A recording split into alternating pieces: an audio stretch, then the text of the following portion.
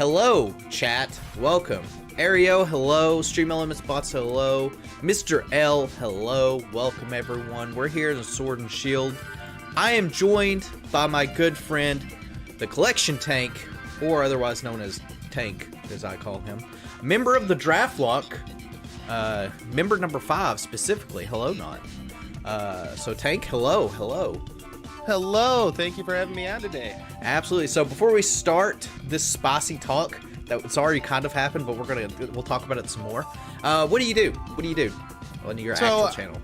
Yeah, on my channel, most of my content's focused on actually card opening. I've been doing a lot of Pokemon card opening, a lot of Digimon Dragon Ball Super, and recently getting into the new Elestrals, and of course Disney Lorcana drops next week. So if any of you guys are card opening fans, make sure you guys check out those videos there. But I also dabble a lot in Pokemon Nuzlocke, Pokemon playthroughs, and that's actually how me and you got linked up, especially with the draft lock that we did. Yeah, absolutely. A huge fun time. Real quick, too, BGM music volume is loud. Got it. What about that, Not? I've lowered it quite a bit. I can lower it some more. Also, anyways, I got distracted. If you guys haven't, Tank's channel is pinned top comment, as it always is. Please go subscribe, go check out some of the stuff. It's good now? Perfect. It's also in the description of the video, along with every member of the Summer Splash. So yeah, what we're gonna do is we're gonna bring back a series. Tank, you're actually the first one to be featured in it since I've brought it back, called Poke Talk, where it's just gonna be us talking about Pokemon, talking about really kind of anything. So Chad, if you guys have any questions throughout the thing for me or Tank, please feel free to ask them, and we will answer them. And I'm just gonna be doing some Dynamax adventures in the background, just so we have some kind of game to go on. So first things first, before we get into the super spicy talk, Elestrals. How is it? I know that's A-Drive's project, his little baby. Yeah. Has it been fun? So far it has been a lot of fun to open, so I'm a huge proponent of making things rare, which that's what A-Drive's kind of done with this game, is he's made serialized cards where there's only 99 in existence or 10 in existence, compared to a lot of the newer TCGs where you don't really know that true count how many are out there. So the pulls feel a lot more satisfying, and I'm not gonna lie, that's my favorite part of the new trading card game that A-Drive put out. But a lot of the card art too, I'm not gonna lie, the cards are just so much better quality, and the card art, I think, is just a step above of what Pokemon has done recently. So shout out to A-Drive for creating such a cool game, and I can't wait to start playing it. He's dropping the mobile app pretty soon, so that'll be on my channel too, as we learn how to play it against a lot of other people until we can get in, obviously, because it's just Kickstarter right now. You can't really go to a tournament in person. You gotta link up with other people, so that's probably what I'm waiting for mostly, is that mobile app, to see how playing it's gonna turn out. Yeah, that it could be. It could, like I said, I'm glad it did well. Also, I just forgot that, like, how loud these raids get, so I'm gonna turn my own volume down. But yeah, I checked that out. I'll probably pass on it because I am not a fan of TCG. Well, let me take a step back. It's not that I'm not a fan of TCG. It's more like I don't want to get stuck in a gotcha hole with it. As I once did. I feel that. I mean, you definitely gotta. It awakens the gambling urge in people, so you gotta take that into consideration with yourself when you're doing things like that. I mean, for me, obviously, it's so satisfying when you pull those awesome cards.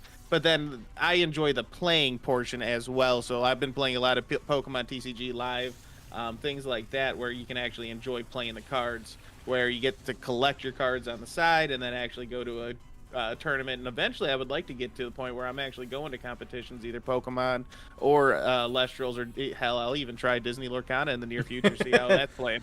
Yeah, absolutely. Ordy, hello. Yes, we are playing Sword and Shield. Well, I'm playing Sword and Shield. We're just talking. I haven't played Sword and Shield in a very long time. I have fond memories from Sword and Shield. Story is a little dookie, and Hop is awful, but I have fun with it. And I enjoyed these raids. They're nice and simple. So yeah, that's what we're doing. Speaking of Pokemon like tournaments, Worlds is going on, which kind of brings us to what we were talking about here. So Pokemon Day trailer came out not long ago. What did you think of it? What did you think of Worlds? or the trailer specifically, I guess, that was released. The trailer specifically for the upcoming DLC. I mean, I enjoy Scarlet and Violet. As me and you were talking before the stream kind of started here, I played a lot more Sword and Shield though so far, but I think this DLC has a chance of bringing me back and playing a lot more Scarlet and Violet. And of course, I love the goofy Pokemon, but I also have to question their thought process on why they made a giant dog, or even if you call it a cat, a giraffe. That one to me is just the weirdest combination of Pokemon. The long neck just throws me off, but I'm really excited to see what they do with the DLC, especially coming out in September, and then obviously we got part 2 in December, I believe it is, or November. Yeah. So part 1 is less than a month away at this point. We'll go bug.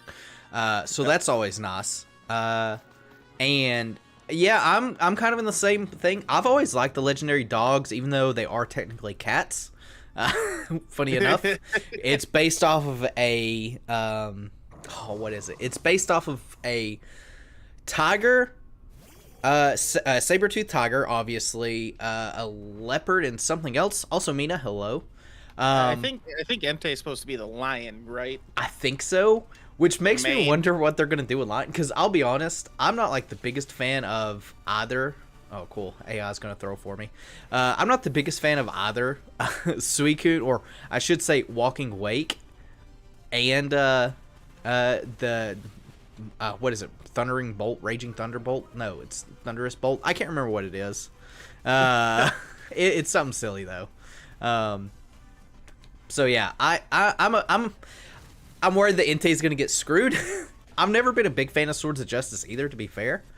And the Swords of Justice, like, Virizion was, in my opinion, really bad, like, or Iron Leaves, I should say, because it pretty much is just Virizion. Yeah. And I do think Iron Crown has a really nice name to it first, and I do think it's a better version of Cobalion. At least, to me, it's like a better step up, so I don't know. I am good. I'll keep this. Yeah, I think they're 50-50 on my opinion so far, and if they're hitting the mark with the Paradox Pokemon. I mean, a lot of them are good.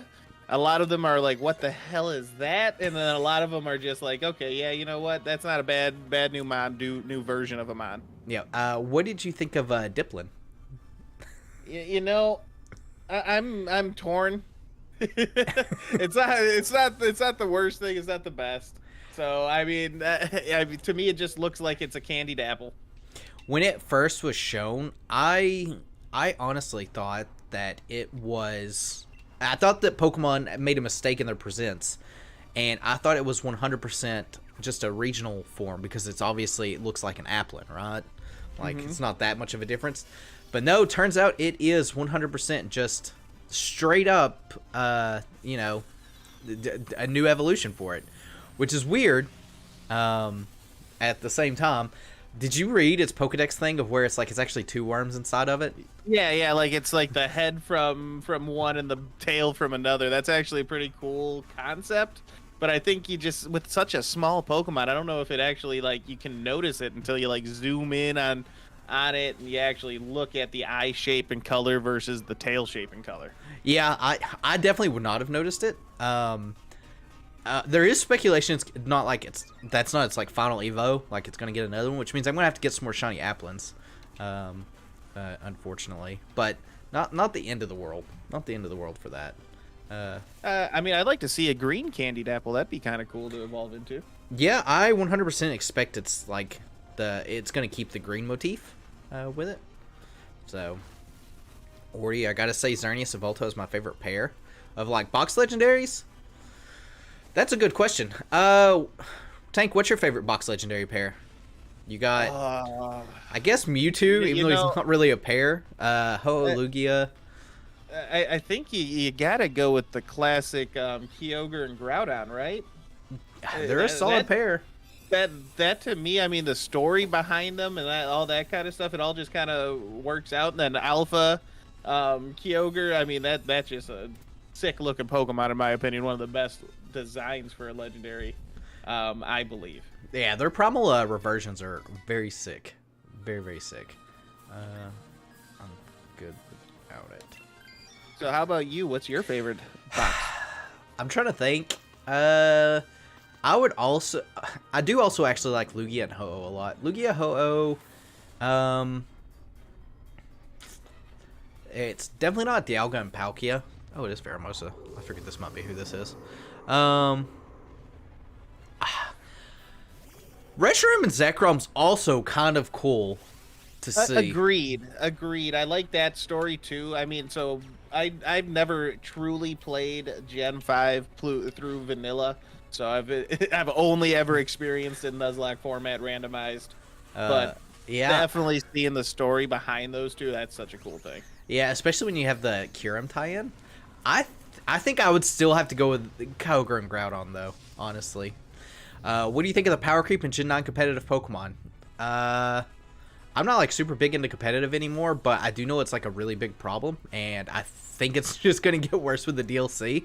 I think Duraludon's new evolution, Shout's being based off of the Unnovan Sky Arrow Bridge as well. I don't know if you noticed that. No, I think personally it looks like a stapler remover. Oh, do you...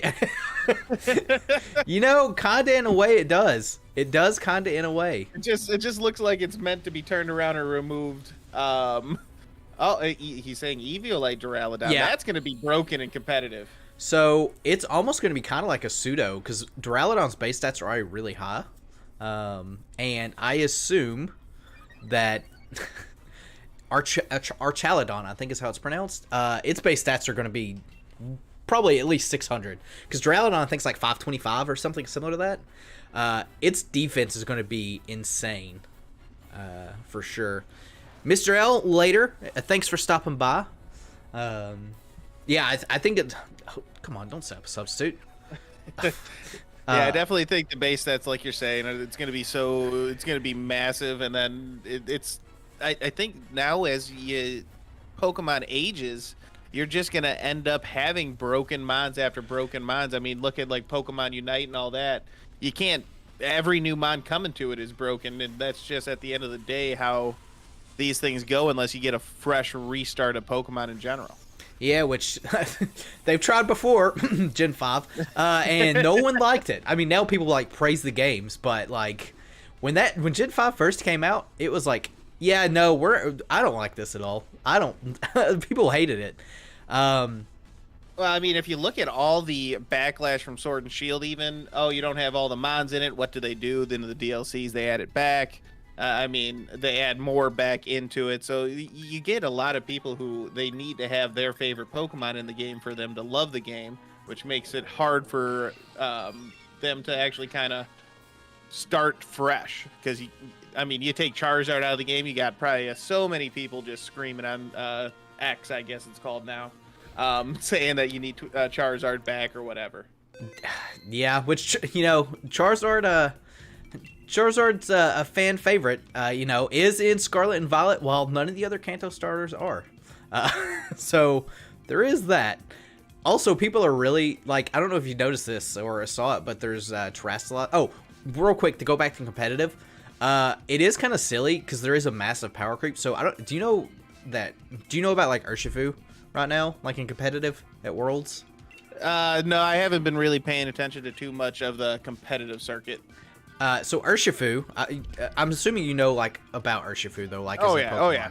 So yeah. Rapid Strike, which is the water one, is insanely broken, because of it essentially being able to go through Protect because of its signature move and ability, always critting with its signature move as well. So there's that. It's just insane, and people are really mad that you have to like essentially kind of. You pretty much have to have the DLC obviously to get it. Like there's no other way to get it, so there's that whole thing. I do think power creep's going to be worsening as the time goes on. I think Tinkaton's design is. Do you think Tinkaton is up there with the more popular Pokemon, aforementioned Charizard? Probably a stretch though.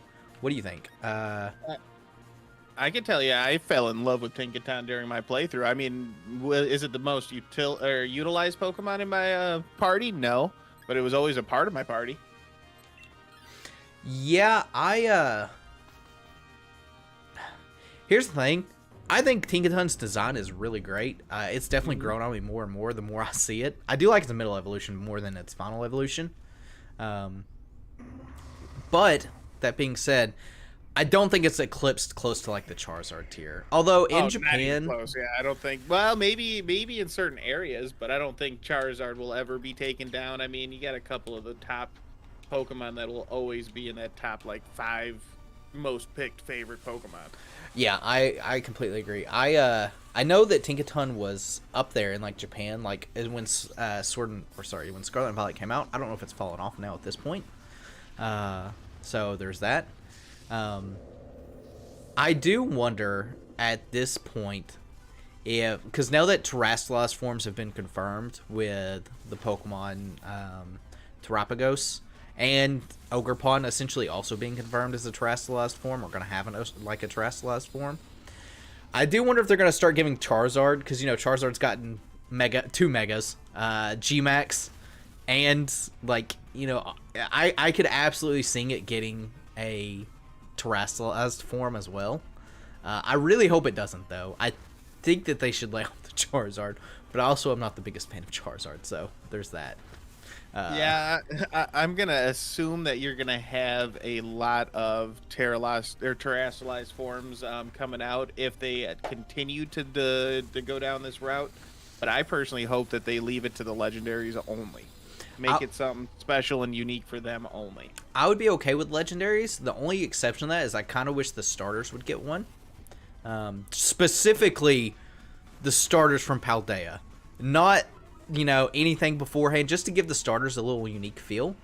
If they got it, that, you know, that'd be great. If they didn't get it, totally fine as well. I don't want a situation that happens like where the Kanto starters get like a Mega Evolution and the Gen 6 starters, none of them get a Mega though, which is kind of just weird and awkward. So, you know, there is that. Yeah, I agree with that. I mean, like getting Fuecoco to have a Terrastallized form specifically for, I think that would be cool. And all 3 of the starters in Paldea kind of really have themselves set up to have a cool form with that. So it almost seems like they did that on purpose. Yeah. Waited for the DLC because maybe it wasn't finished, or maybe they just wanted to have the DLC draw a crowd in with the new forms and change up the competitive mode once you get after the first couple of worlds. Since it's been 2 years now since Scarlet and Violet. Has it been 2 years? I don't think it's been 2 years. Feels like maybe a year and a half now. Maybe. Or am I just misremembering time and it was less than a year ago? I don't know when Scarlet Violet came out. It's been a while. At least a year. Yeah, at least a year at this point. Probably, maybe. I don't remember anymore. Actually, time flies by so quickly. But yeah, I'm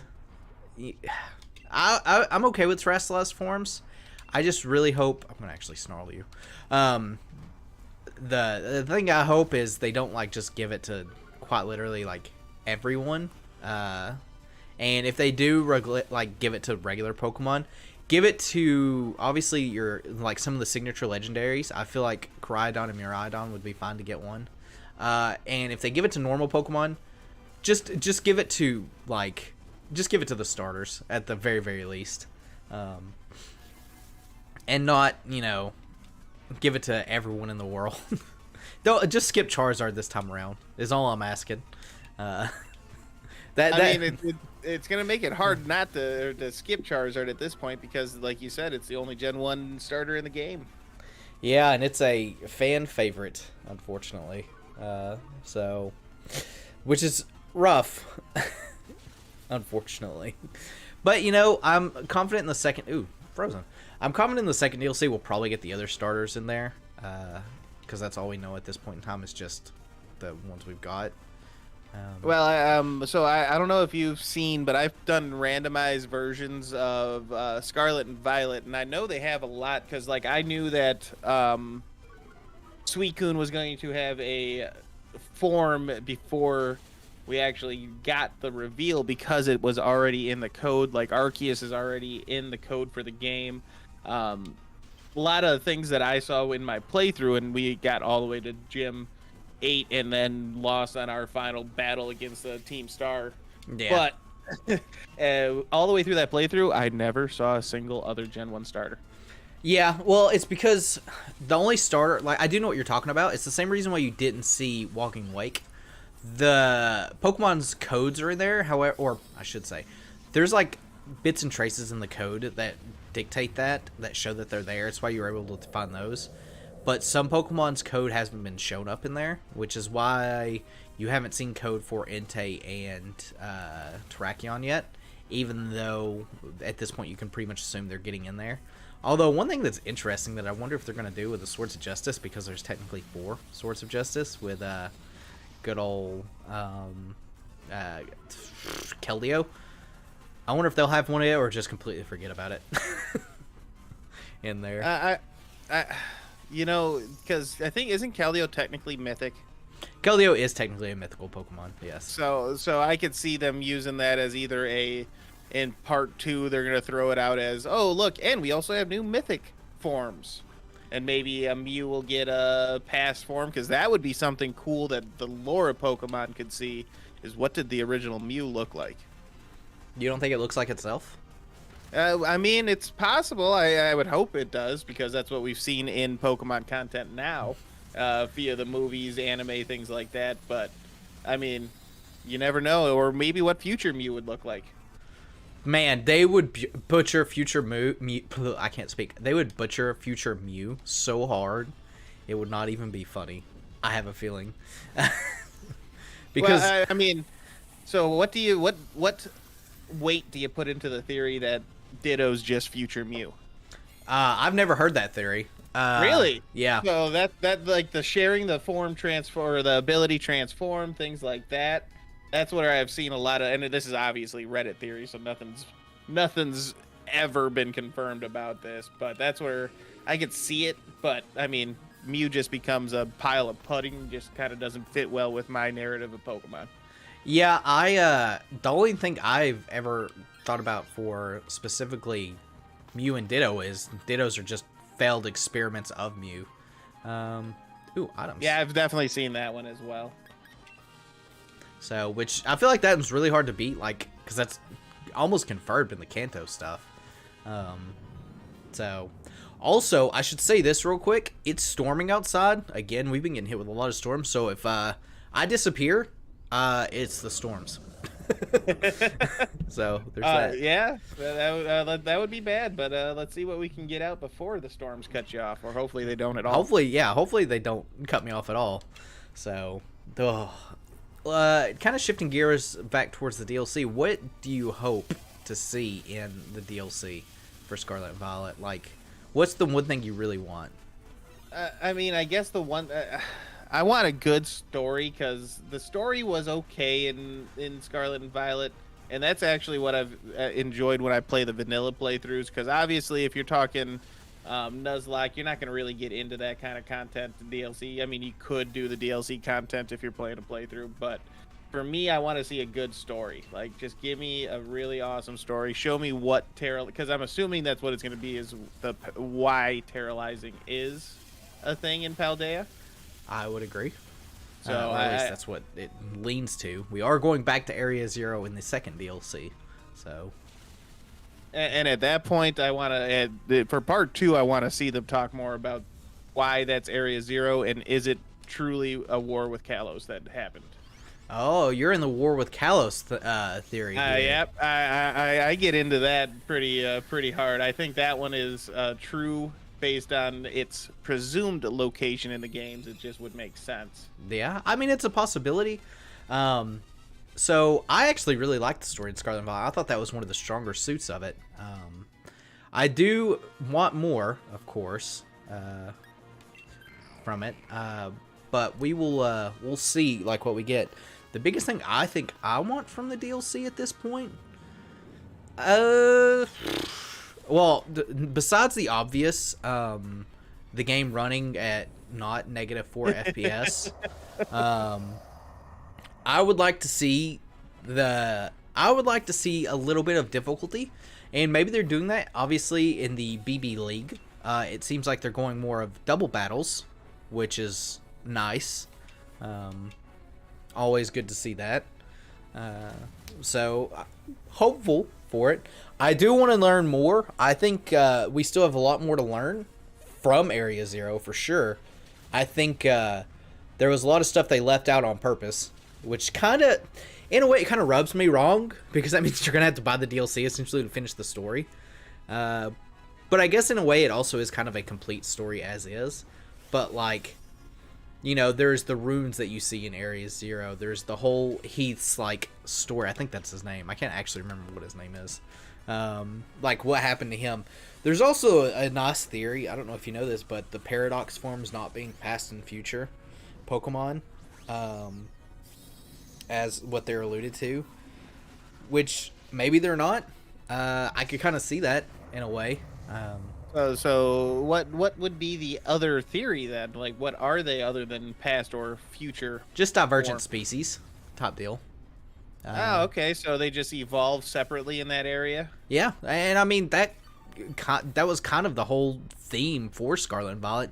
And it was always kind of weird in my mind as well that you have these divergent species, right? Like, they're these Pokemon, but they're not the same. And the only one that I can remember being in Scarlet and Violet was Wiglet and Wugtrio. I think that was the only divergent species in Scarlet and You Violet. got the what is it? The Wooper evolution. Clodsire, but that's just a regional evolution type deal. That wasn't a divergent species. I don't know. I think it could be technically a divergent species. I mean, you got different typings in there. I mean, what truly makes it a divergent species at that point, right? To me, what makes a divergent species is both the base and its evolution forms are not tied to what the other Pokemon is. Okay. So you've got Wooper, and Wooper obviously has an evolution, Clodsire or Quagsire. I think that would be similar to Sneasel and Sneasel's evolution, where you get Sneasler and Weavile. Even though you technically, I guess, have like Legends Arceus form of Sneasel, Hisuian Sneasel. What do you also think about Adamans? Did you play? Actually, let me go back. Did you play Legends Arceus? You did, right? I did, yes. What do you think about seeing Adaman's ancestor in the DLC? I think that sets up the Pokemon for a lot of different things that they could do in future games. But I mean, again, they're just are they just drawing on nostalgia from Legends Arceus because it did so well? People want to see them again. I think so. I mean, that's a possibility. I think Legends Arceus really wanted to hit home with tie-ins for characters and like, hey, these are these characters ancestors, and I think they're wanting to keep pulling on that. Maybe it is nostalgia's sake. Maybe they just want to kind of show up some connections. Either way, I am excited to see. It also kind of has a tie-in at this point. Like, it would have a reason to maybe be able to hopefully see Paldean Pokemon floating about. Not Paldean, Hisuian Pokemon. Because it was always weird that they showed, like, Hisuian Zoroark in the trailers, and it obviously isn't a thing in the games. The only way to get it's obviously for doing the game, and, you know, transferring through home. That's the only way to get, like, the Hisuian species. Well, I guess they get, like, an offer, like a Pokemon offer or whatever, a mystery gift. I mean, they are in the game randomized, too, so when you randomize it, sure, yeah, you can get them, but that's also just... I don't know if that's just because that's the way they're coded in there, or it's not. just from where they're coded in there, because they were always able to be transferred from home as soon as, like, home, like, support happened. So it's the same reason why, like, in Ultra Sun and Moon, you can randomize the game and get stuff that's not in the, like, Ultra Sun and Moon, like, Pokedex. Brina, hello. But yeah, well, like I said, I do think the DLC is going to be, I think I'm going to have fun with the DLC. I think the first DLC I'm going to enjoy more. Well, I don't know. The second DLC also is kind of interesting because I feel like all three, the main game and DLC 1 and DLC 2, actually connect this time around. As opposed to... Oh, did I invite others? I think I did. As opposed to Sword and Shield, where it kind of didn't really connect at all. It was like its own little adventure. Yeah, each time it was a standalone adventure you can go on. And, I mean, here's what I didn't like about the Sword and Shield DLCs. The chasing.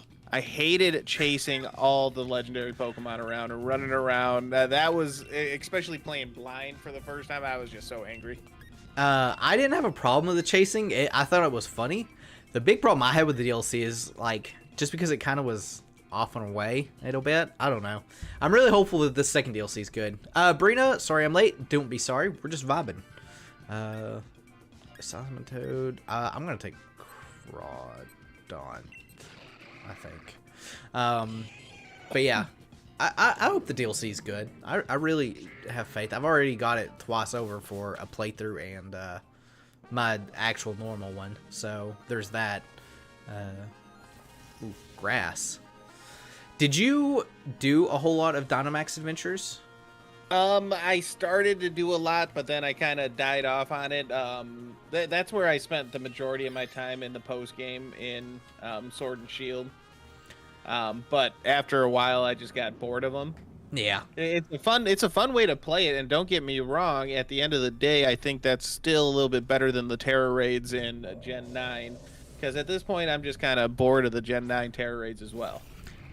So when it comes to the Gen 9 Terra raids, I enjoy the difficulty of them because they are more difficult.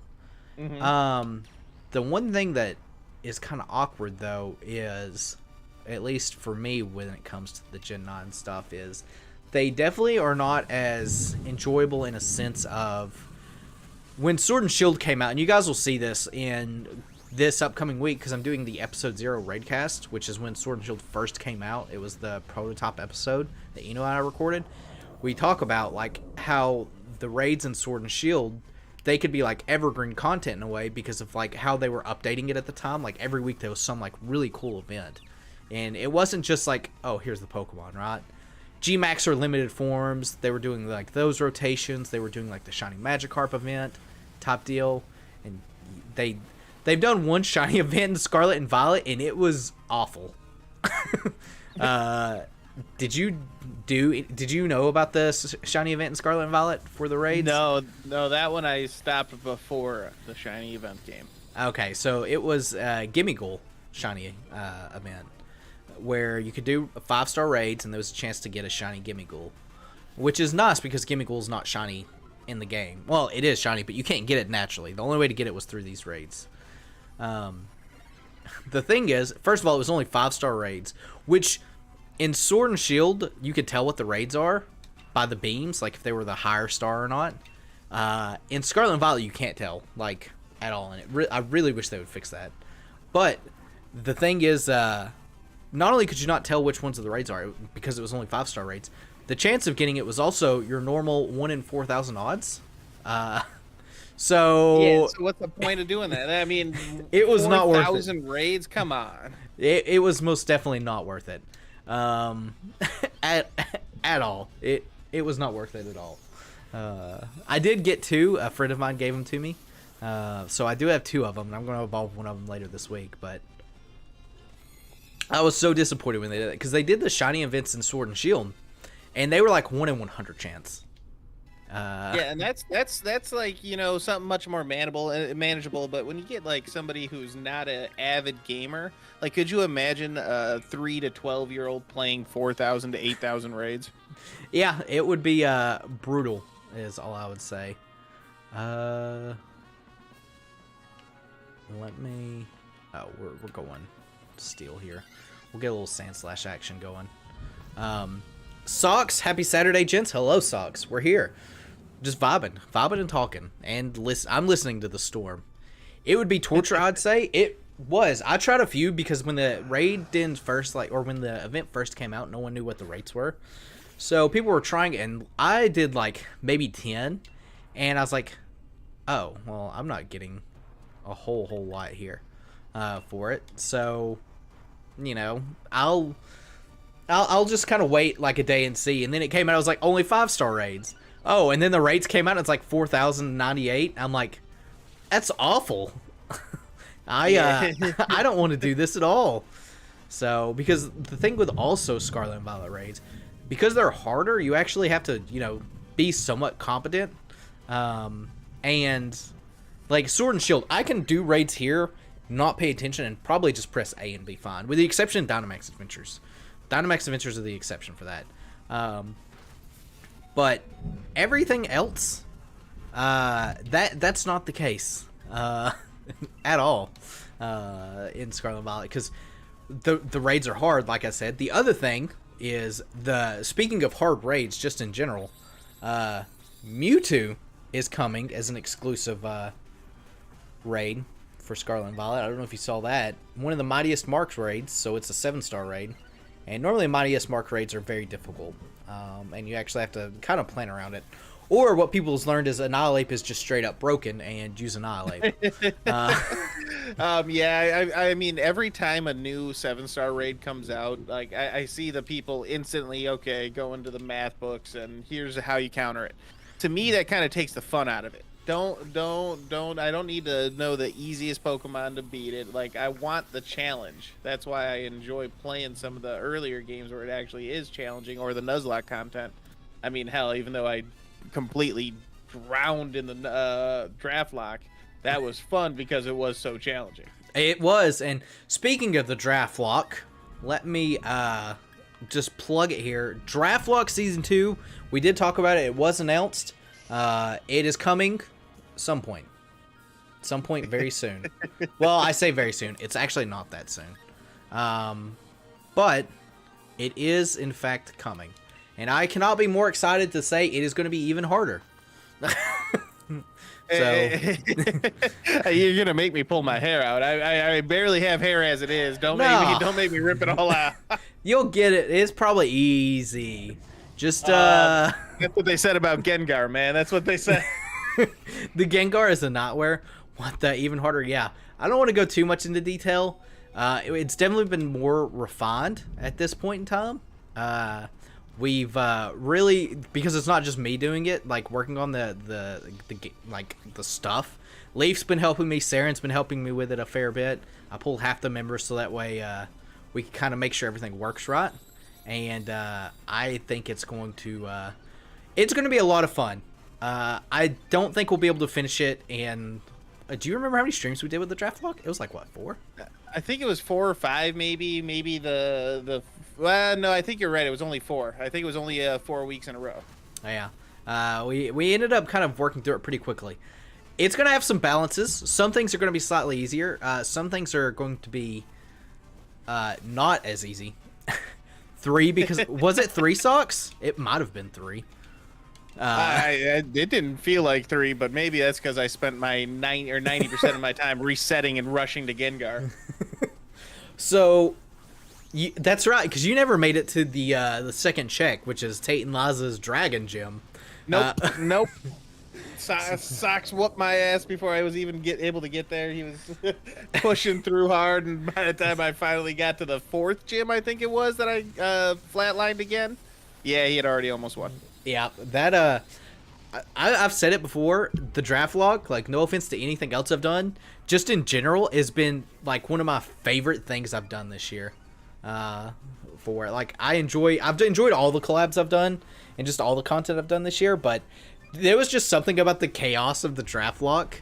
Especially the Gengar was the first point when I know this is going to be great content. Because no one expected it, not even myself, who made the game, like the set rules. And when you see a Gengar over here and it's like, oh, hey, explosion out of nowhere, and you're like, you normally don't have explosion. Wait a minute. or any of the other, I think, what was it? Leaf Blade, Fire Blast. Leaf Blade, Fire Blast, yeah. Those in all my Pokemon I drafted. Nah, nothing that was just strictly good against Ghost, except for Ghost, but I wasn't able to get it to that level yet. There will not be a more difficult battle than Tate and Laza. I can't see anything being harder. You have no idea what's coming. Is all I'll say. That scares me. Do you want to know why I'm late? Sure, Brina. Why were you late? Hit us. Lay it on us. Oh, our Pokemon's HP was restored. But yeah, I'm very excited. I don't want to say what the game is yet. I've said it in the draft log channel that we've got, but that's about it for that. I'm drafting Shed Ninja #1 overall. Well, we'll see. I think the winner from the last round has to draft unknown the first overall. Socks, didn't you draft unknown? I can't wait to see another Blizzard Blaziken. Oh. It was the Blizzard Blaziken. It was also didn't it have sheer cold as well? There was something that had sheer cold in that gym. So I had a lot of fun with the draft lock. It, like I said, just from the chaos that like no one expected, it was just fun overall. Yeah, because I thought we were just doing randomized, not like TM randomize, everything randomize, and I just got so thrown off. Yeah, we'll hold a meeting to better like suit the like what we think is gonna happen here, and like when it comes time, of course. But I'm really looking forward to it. It's still gonna be some randomness, but it's gonna be a little more balanced, for a little less chaotic. The thing that I definitely want to try to get better at from the first one is there was a lot of confusion. And like especially like how the winner was determined. We've got that really cleaned up, and it's also not going to be nearly as complicated as the first one was, so that's always good. Oh yeah, it was sheer cold blaze again. I thought it was. I wasn't 100% confident on it, but I thought that's what it was. Do you play Pokemon Go? I used to play Pokemon Go, and then I'll level with people. I live in a very, very small town, and there's no Pokestops, very, very few, and there's no gyms, but a very, very few. There's no spawns, but a very, very few, unless you go like 30 minutes out the way. So when Niantic decided to do this whole remote raid shenanigans, where they removed the remote raid passes or limited them to 5, it killed it. Pokemon Go in my Discord channel was very active until that moment too. So I'll play like on community days, but that's it. I'm winning the second one and then also retiring. Pokemon Go was a lot of fun in the first 2 years of its existence for me, but then after that, it just kind of dropped off pretty quickly. I mean, the idea of Pokemon Go still is great, but again, yeah, like you said, with Niantic removing the raids, remote raids and things like that, it makes it kind of less oomph. And I don't live in that small of a town, but I still live in a town where I'm not going to find 20 people at a shiny Pokestop. Sandslash. There you go. We got the shiny Alolan Sandslash. I thought that you looked blue. Yeah, so, yeah, a small raid. It's not that they used to be free, like the remote raid pass. They did used to give free remote raid passes at times. But the thing that was, like, they used to make it to where remote raid passes weren't limited. So you could do as many of them as you want. And they also were cheaper. They went up on price and limited them. And they went up on price a fair bit as well. So that was... Didn't they used to give one a day or one a week free? Yeah, it was something like that. So, shouts to Blueberry the Sandslash over here. I don't know what I'm going to nickname you. We'll put you in the box. I got to remember how to access the PC in this game. I think you go into your Pokemon and then hit right bumper. Yeah. It's been so long. My random boxes of stuff. Where is box 1? There we go. I mean, 300 coins for 3 to 500 and something. Yeah, and that really, it really killed me, especially because of like where I'm at, where there's not a whole lot of stuff, and yeah, because I was doing it a pretty good bit. Me and the Discord that I own were really into it. And I was one tank kind of like you, where I didn't do it, like I fell off after like the first 2 years, and I would pick it up every now and then. And having like a community that played it made the game so much better. Agreed. Yeah, I did the first 3 Go Fest, and that was a lot of fun. But then after the third Go Fest, I dropped off real hard. And, you know, it is to what be expected. It is a very easy way of getting shinies, though, even though they have a really dumb, like, shiny system. Or, like, the transferring system. Ooh, fire. Yeah, I got so many shinies. Don't get me wrong, I'm never deleting that game because I'm going to eventually trade all those shinies into home. But, yeah, that's a cool... it makes it easy for people who don't have the time to dedicate to shiny charm hunt and all the Pokemon to get shinies. Yeah. I caught a shiny Pikachu with a top hat. Nice. So I actually have a couple. I do have a shiny Pikachu with some kind of hat, which makes me mad because I can't transfer it. I also have a shiny Krogunk with glasses that I can't transfer because of that. So that's big sad. Yeah, because I do like some shiny hunting. Later on this month, I'm going to do a shiny evolution spree where I go get like all my shinies and actually evolve them because I'm really bad about not evolving them. So it'll be nice to get that taken care of. What's my favorite animal? Axolotl. What about yours, Tank? Me, I love wolves. Ooh, fancy. Yeah, so for those that don't know, I actually have an axolotl. His name is Bob. If you do not know what an axolotl is, and you're a Pokemon fan, you probably know what a Wooper is. That is an axolotl. Or Mudkip. Mudkip also axolotl. I lost my Eevee to a trade. Oof. I have so many shiny Eevees, it's not even funny. Eevee Community Day was probably one of the biggest grabs I've gotten in Scarlet and Violet, or in Pokemon Go, sorry. I ended up with almost like 30 shiny Eevees, and I just keep getting shiny Eevees. Like when I'll play like randomly, I ended up getting like 3 or 4 more. I'm like, I do not need another shiny Eevee. I have enough shiny Eevees to evolve all of the Eevee like evolutions multiple times over at this point. So. And that brings up a good topic. What do you think the holdup is on dropping a new Eevee evolution? I speculate that they just don't want to do it. So the weird thing to me, and I like this theory that I've seen on TikTok and a couple other places, that they could drop a dog version of an Eevee, because I guess like Eevee's a fox, right? But you look at what it could be the inverse and drop the other 9 types. That's something I've seen, like not necessarily a fox, but some other like evolution top form. And oh, I didn't even get a choice to pick. That was awkward. But because of that, I don't know if it'll happen. I think it would be a cool idea to have like some other like evolution type deal that is also something that makes it to where it's kind of like the inverse, like what you were saying. Mm-hmm. But I don't know if we'll actually get that. But I think Pokemon's gonna hesitate for a little bit longer. But yeah, I mean, we did just get one in Gen 6. There for a while, we were getting one, obviously like 1, 2, 4, 6. So people really speculated 8, and obviously we didn't get 8. Also, I just now realized I didn't catch that in DD, which is dumb, because it could have been shiny. So shoutouts to me doing that. But neither here nor there. But yeah, we'll see how it goes with all that other good stuff. I'd be okay if they do another evolution. I do hope we get some fossils at some point, some actual fossils.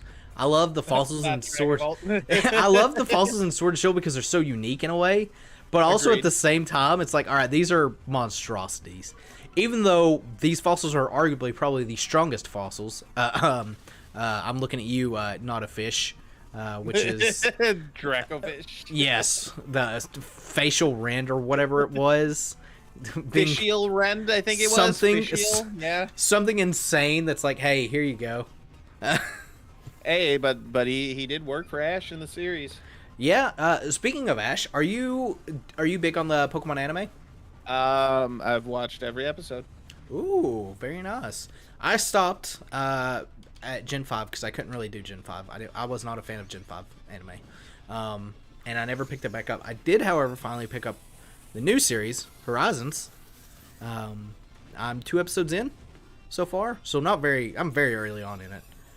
So far, I'm enjoying it quite a lot. I'm assuming you picked it up as well? I have not yet. So typically, I have always waited for the English variants, but for this one, I'm most likely probably going to do sub because I want to be ahead of the game, not behind it. Nice. By the way, I'm late because the notification notifying me was late. Yeah, that's typical YouTube. Yeah, it is. Very, very typical. We'll go ground. I'm pretty sure this is Quagsire, actually. But yeah, I've really enjoyed it. I think I'm not gonna get into too big of spoilers for you, Tank, because you haven't seen it. But Liko, I think is how you pronounce her name. A very enjoyable character.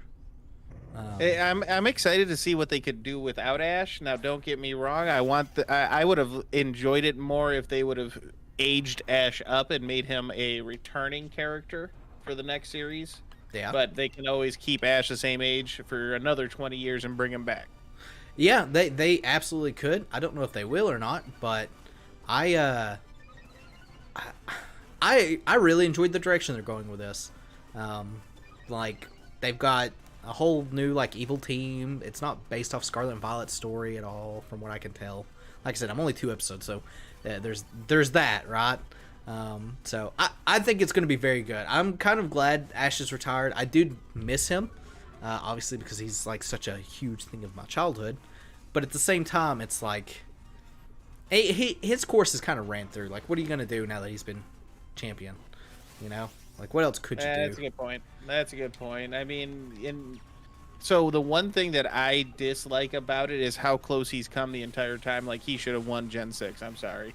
Greninja, the Greninja Bond form, that was just a disgrace to Ash's character development, in my opinion. But not the first time too. Gen 4. I know, yeah. Gen 4 with Paul, yeah. So hey, here's all the. Was it Gen 4 or Gen 3 when he like all of a sudden they just decided to pull out legendaries out of nowhere when he was doing? That was Gen 4, the Latios. Yeah, it's like, oh, here you go. What's your favorite Pokemon? Interesting question. Mine is Bulbasaur. Mine is Greninja. Oh, well, there you go. There's your favorite. What do you think about the Greninja nerf in Sword and Shield, or Scarlet and Violet, where Battle Bomb got nerfed? Oh, and Protean, I guess. It's expected, I guess, right? Because, I mean, Greninja was broken for a while, for the longest time, so it comes back around in 10 years. Maybe Greninja will be so nostalgic that they'll buff him so much that Battle Bond will come back, or whatever it might be. Yeah, I mean, Battle Bond's still in the game. It's just severely nerfed compared to what it was.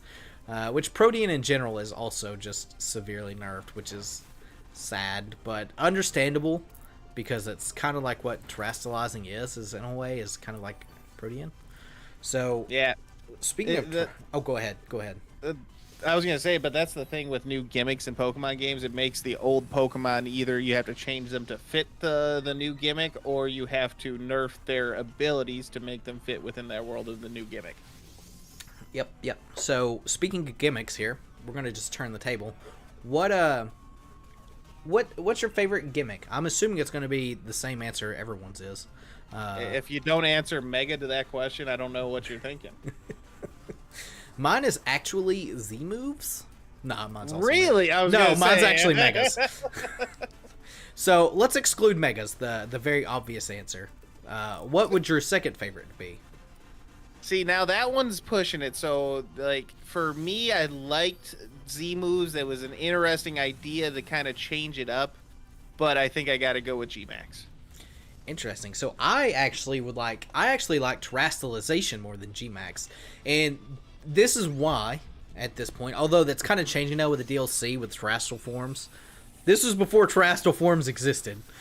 I liked how terrestrialization kind of made every Pokemon somewhat usable, because you could always just change like what their toppings were with terrestrial forms. The only downside about that is, though, is it's like for competitive wise, right? It's a little harder to notice, kind of like what they want to do with it. Because of, like, if you're going up against competitive, this Pokemon could literally be anything. And every Pokemon also has the option to. But at the same time, it's nice that every Pokemon has the option to. Unlike Megas and G-Max, where you have, like, 12 Pokemon total that can do these things. And then you just see those 12 Pokemon in the competitive format. What I would like to see them do with gimmicks is give us, like, a Masters Universe type game, where you can choose which gimmick you use, but you only get to use one gimmick per battle. That would be interesting. Do you think, because of where we're located at here, and people assuming that we're totally going to Kalos at some point with the DLC, even though probably not. Do you think they'll ever bring back megas, or do you think we'll have any type of like mega hints in Scarlet and Violet? In Scarlet and Violet, no. I think what will truly happen is if they ever want to bring back megas, it'll have to be in a legendary or legend style game. Yeah. So let me ask you: did you play Let's Go Pikachu and Eevee at all? Yes. What's your thoughts on those games? I think the direction they attempted to go with the game was interesting. The art, I'm not a big fan of the what is it, the brilliant BDSP art style. Yeah, that kind of art style to me is not my favorite. Now again, it's just a game, so at the end of the day, it's Pokemon, right? We don't expect graphics out of them. We expect good story and good playthroughs. Yeah, but Let's Go Eevee, I don't like the overworld style of catching in that game compared to how they did it in Legends Arceus. Partner Eevee is really good compared to Partner Pikachu. Medi, hello. I would agree. I actually have Let's Go Eevee, and I picked Eevee. So I actually really liked Let's Go, and I feel like it's very underrated for the main reason of the catching. Totally understand people not liking the catching mechanic in that game. I do wish they had an option to like turn it on and off. I know another big complaint with the game is no wild battles, like overworld battle type deal. And my answer to that for every time is, which is hilarious because I know it's true because everyone does it, is when you're after a certain point in Pokemon games, right? You do like the first couple gyms. After that, you'll check the grass a couple times to see what's there. And you don't ever battle the grass Pokemon. You run away if you don't want it. Yep. So 100%. So I don't mind that portion of it. My bigger issue was always the catching format. Yeah, I do think the catching is the worst part of the game. I actually like the overworld art style. I think it fits very well. The follow Pokemon, I'll say this, and I'll die on this hill. It's the best follow Pokemon since Gen 4 with, actual follow Pokemon like Sprite form. Because Sword and Shield's follow Pokemon was not very good. Also, I think I might fail this raid because of that, which is kind of gross. Let's hope not. We'll see. But yeah, I think like the way that they had everything. Oh, okay, sweet. As long as I go again, we're good. But I would be okay with the Let's Go 2. We'll have to see if I get it or if we get it. I would rather have another Legends game though. Agreed. It's just so good. For what it is. I would.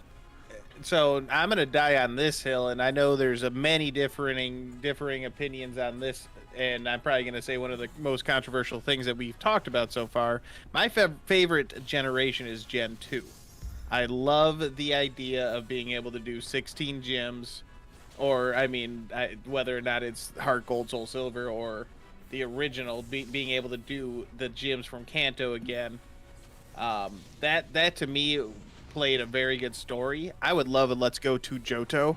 Yeah. And I think that this name just feels right for a game. I don't know if they'll ever do it though. I don't either, solely because of the backlash. I would be okay with the Let's Go to Johto. I think we're bound to go to Johto at some point in time. I would be okay with the Legends Johto as well, though. Give me a Legend Celebi. That would be a very good Johto throwback, and then that way you also don't have people dying on the hill of, oh, Johto sucks and it's not the best game ever. I feel like it's interesting because I'm actually in the camp of very mixed on Gen 2 in general, and I'm mixed in a very interesting way. So I think the region of Gen 2 is very beautiful. I love Johto as a region. My biggest complaint with the games for Gen 2, besides level scaling, which, again, it's second game, whatever, you can take and leave it. My biggest complaint, though, is the whole aspect of most of the Pokemon in Gen 2, like actual Gen 2 Pokemon, are found in Kanto, which really sucks. Also, what am I fighting? I'm fighting a dragon. Yeah. We'll go grab. with them kind of, I mean, what was it? Only 97 Pokemon in Generation 2, right? 100. You have 100. So 100 Pokemon in Generation 2 compared to 151 in Gen 1. You didn't get a lot more variance. So, like, I get the comments and the negatives of Johto, where the gym leaders have more Gen 1 Pokemon than Gen 2 Pokemon. But the idea of the game, and don't get me wrong, I get that there is backlash, but I just think the idea of being able to play through the second series or season of the game and then go back to where you were originally played and what you fell in love with the game with, that was a cool thing for, what, 2001? 98? No, 98? 98 to 2000. Yeah, it was 2001. I had to think of when it was, because Red and Blue came out in 98. I mean, I agree. I like that part of it. It's just, it still doesn't, like, there's no reason for all these Johto Pokemon to be locked behind Kanto. And the Johto gym leaders having Kanto Pokemon, like, you have Falconer, right? First gym leader. Has has Pidgey and Pidgeotto. Why not? Where the Hoo-Hoot? Where's the Hoo-Hoot? You can easily have a Hoo-Hoot. I did enjoy having Hoot 2 from Gen 2. I mean, especially since it was Ash's first shiny, and technically the first shiny we ever had confirmed in the series. Yeah. So that part was cool, but they should have given Hoot some love there, or at least threw a Noctowl in there. Come on. Yeah, and I mean, that's the case for, like, all the gym leaders for Johto. So, like you said, I think the region's great. I like the going back and forth between regions was also very, very nice and interesting for what it was. But it is funny, as time goes on, more people hate on Gen 2 as opposed to like it. Used to, Gen 2 was like praised as in best game. That and Gen 4. And Gen 4 really fell off when BDSP came out because people were like, this game sucks. Rightfully so. Because you realize that BDSP and Diamond and Pearl were not like super great games to begin with. But, and then you get like the Gen 5, like people really, really liking Gen 5 now, which is just a stark contrast from everything else. But I don't know, it's interesting. I would like to go back to Johto. I would like to see it in true 3D. Whether we go there next or Unova next, that is to be seen. Who knows? So, based on what we've seen out of the Pokemon Company, though, lately, I don't think we will go to Johto again for quite some time. Because, I mean, you think about it, they didn't even do a Legends game in Kanto. And Kanto, we've seen how many times now? 4? I feel like the reason we didn't get a Let's Go game in Kanto is because we actually did, with it being Let's Go Pikachu. Because if you think about it, both the common denominator between Let's Go Pikachu and Eevee and Legends Arceus is those games are not really meant for battling. They're meant more of catching type deal, right? Like that's what their main focus was, is catching Pokemon. And I think if we go to like a Let's Go Johto, I think that's what it would be focused on as well, as catching. So it might not be too far on the horizon. Plus, they can only get so far ahead. So if they come out, say, next year, they tease, like, Let's Go to Unova, or whatever, Gen 5 remake, right? They're quickly approaching that, like, smaller gap difference because of the, you know, their release cycle. Shoutouts to me having Mud Slap, by the way, with a Flygon. But I think it would be interesting because we got Let's Go Pikachu and Eevee. When did we get Let's Go Pikachu and Eevee? It was early on Switch. It was the first Pokemon title on Switch, right? Was it 18? 19? Something like that. So I could see us getting a Let's Go to Johto top deal or some kind of Johto game. That could also be Max Copium though at this point. So you got that. So from what I understand, so there's going to be a new Switch in 2024, right? So you got allegedly. We've heard the Switch rumors, even though this one is probably the most confidential ones, or like the most like for sure, like, oh, this is the one that, you know, it has the most weight to it. We'll have to see if it's actually true or not. Between the NVIDIA leaks and everything, we know one is coming in the near future, a new handheld or console version for Nintendo. Yeah. Now, with that being said, that limits their lifespan on what they're going to do on the Switch.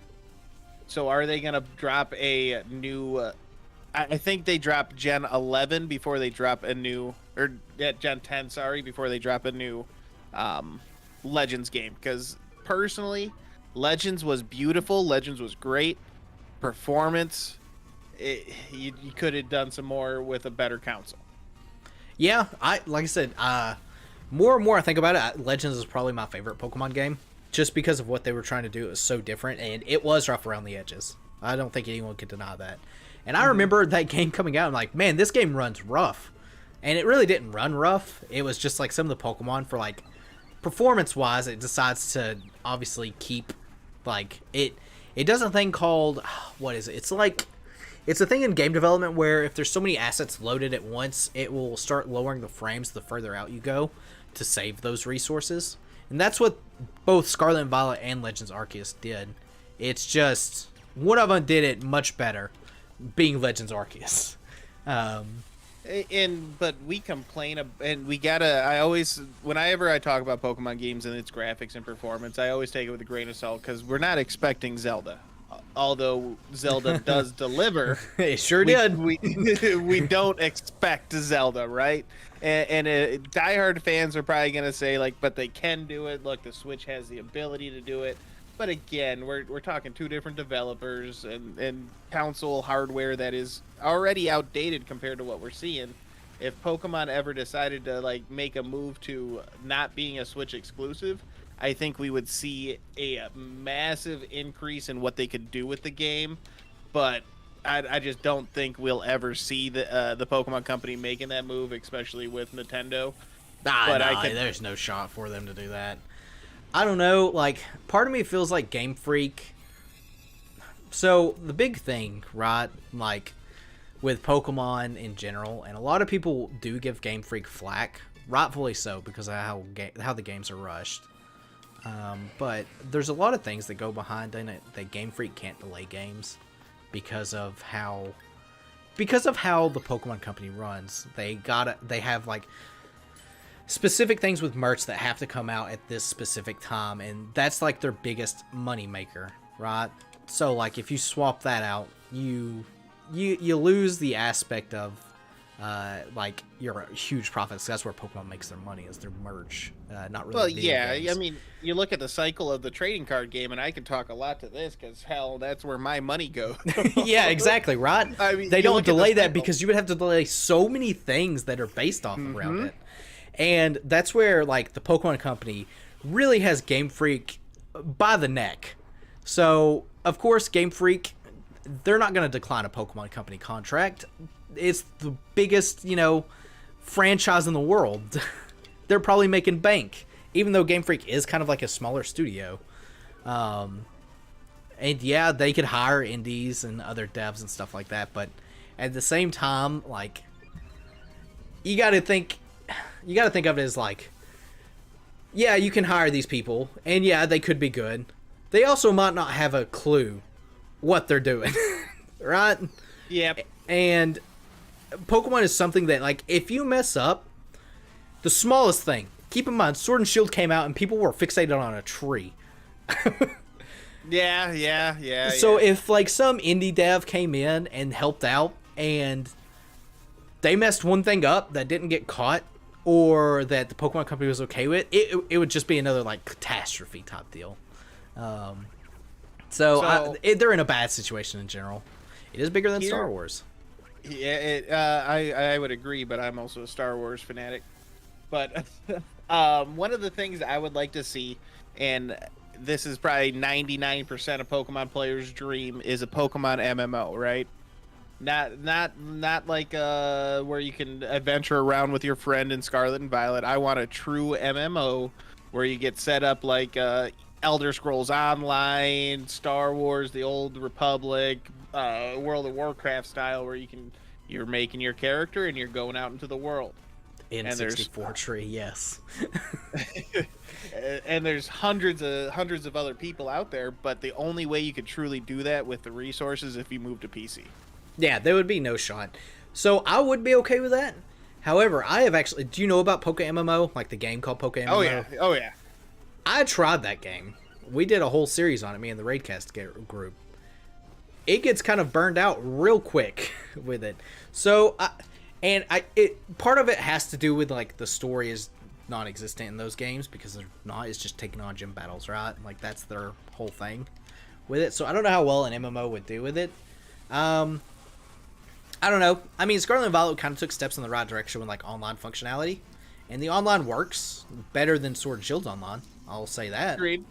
I hated Sword and Shield's online, and especially in the early days of Sword and Shield. I thought it was the coolest thing ever at first, and then spent 20 minutes spinning in a circle waiting for someone to load into your raid. Yep. There's that. The stamps are just awful in this game. Stamps are probably the worst things ever. Shoutouts to the PSS system that we got in X and Y, which is the best online system Pokemon's ever had, and them going, ha, no. Ever again. So, those games, what a wonderful, wonderful time.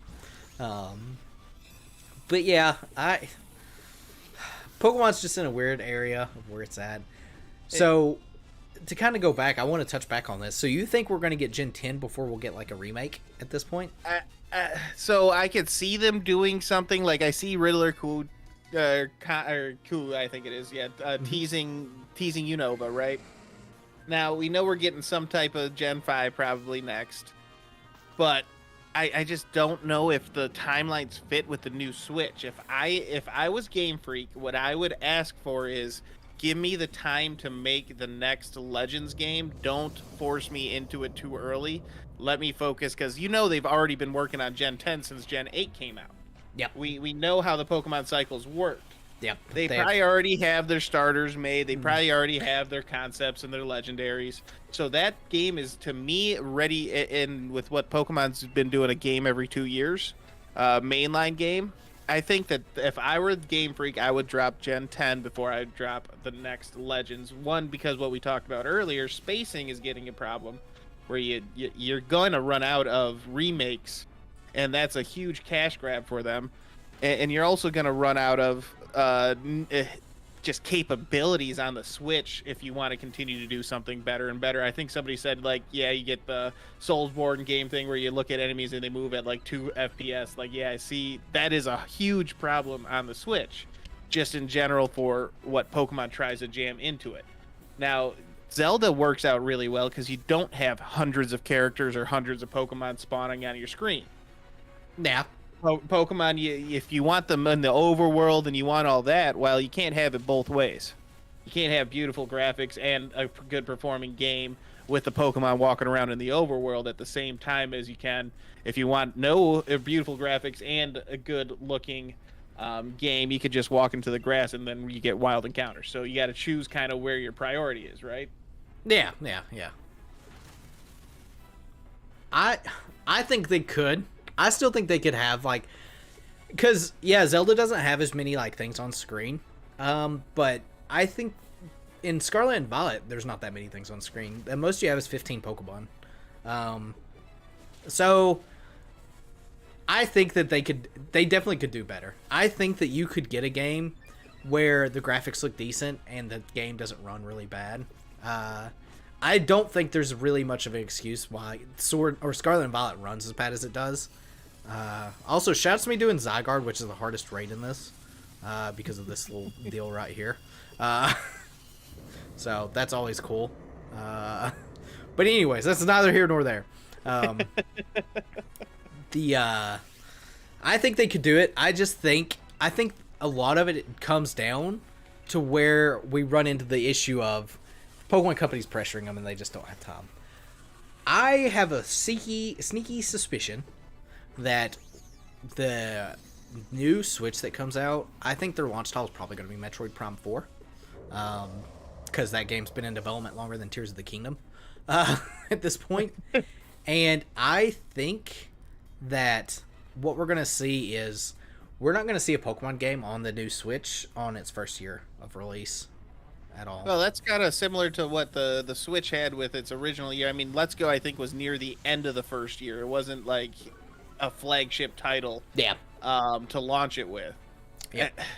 Here's what I hate about the Switch, though, and this is a little bit off topic, but we didn't get a new Mario Kart for its entire life.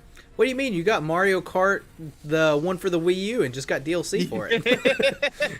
That to me is a huge issue. I mean, you got what? You got all the other 2 different Mario Party games. You got Mario Baseball coming back. You got Mario Brawlers coming out. You got all those other like big titles, but you never got a Mario Kart. Yeah.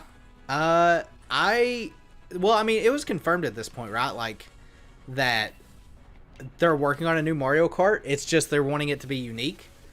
And so they're working on a gimmick. So, I mean, I know that there is one coming at some point. We all know that there's one coming, and my guess will be, and this is kind of where we draw back to what's going to be its launch game. I think Mario Kart's going to be its launch game.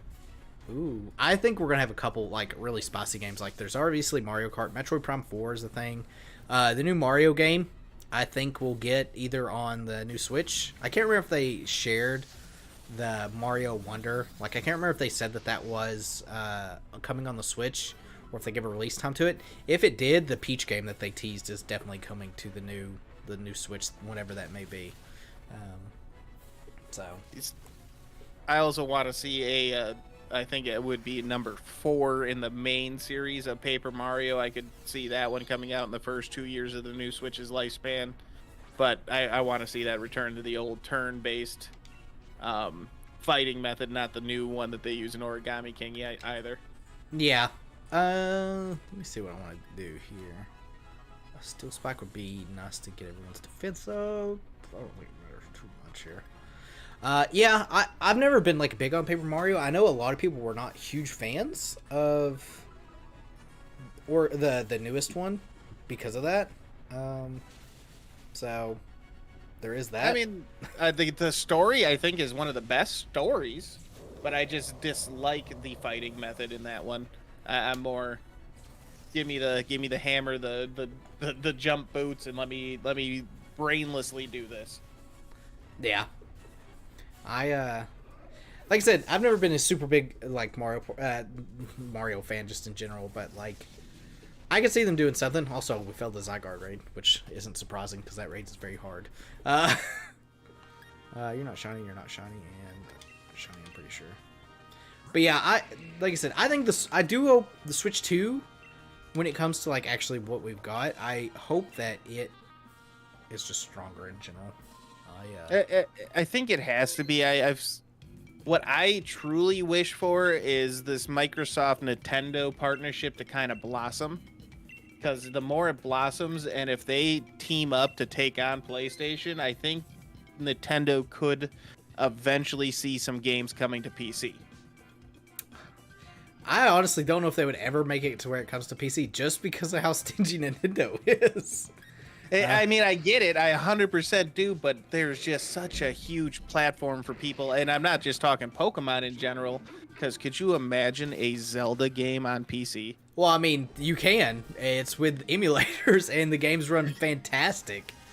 But a game designed for PC. You know what I'm saying? Because I don't know. Have you seen anything about what Baldur's Gate 3 is? So I am staying kind of blind in Baldur's Gate because I do plan on playing it at some point. I actually start playing it in September with some friends. But I do know people really love Baldur's Gate, and people are saying it's amazing. I haven't seen one bad thing about it. Apparently there are some glitches in the game, though. I mean, there's definitely glitches, but here's what I'm going to say, because I've been playing. I've logged probably about... came out last week, probably about 15 hours so far. Yeah. The game is beautiful. And I could only imagine what they could do, and like a company like Larian, who's a smaller developer. It's not the Blizzard, Activision. It's not, you know what I mean, Riot or Epic Games. It's a smaller company that's able to do this and dedicate 5 years, 10 years in the making, or whatever it was. It's been in there for a while. I just don't remember how long it's been. I mean, I played Baldur's Gate 2 when I was like 10 years old, so that tells you how long they've probably been working on developing. So, well, I mean, they probably didn't start Baldur's Gate 3 while Baldur's Gate 2 development was going on. I mean, maybe they did. I don't know. I could see I mean, I don't think they did either, because they're obviously based it on D&D Gen 5 or Gen 5, so that just or version 5, I guess. But The game itself though has to have been cooking for at least like 5 years based on what they've done into this. Well, I mean, it was just in like so beautiful. the beta for a long time, right? So, or I say beta, it's been in like open access for a fat minute. I'm pretty sure. I think there was like limited open access for certain people, but yeah. Once it dropped, I mean, I've spent so many hours in it recently, just enjoying and marveling at what they could do with the game. I could only imagine what give Game Freak 3 years to make the next game, and have it PC or have it be able to be on the PC, and you could just do some amazing things with Pokemon. Jump scare. Boo. Yeah, I mean, it would be nice. I don't think, like I said, just because how stingy Nintendo is, I don't think we'll ever see a game on the PC. It would be really nice if we did, though.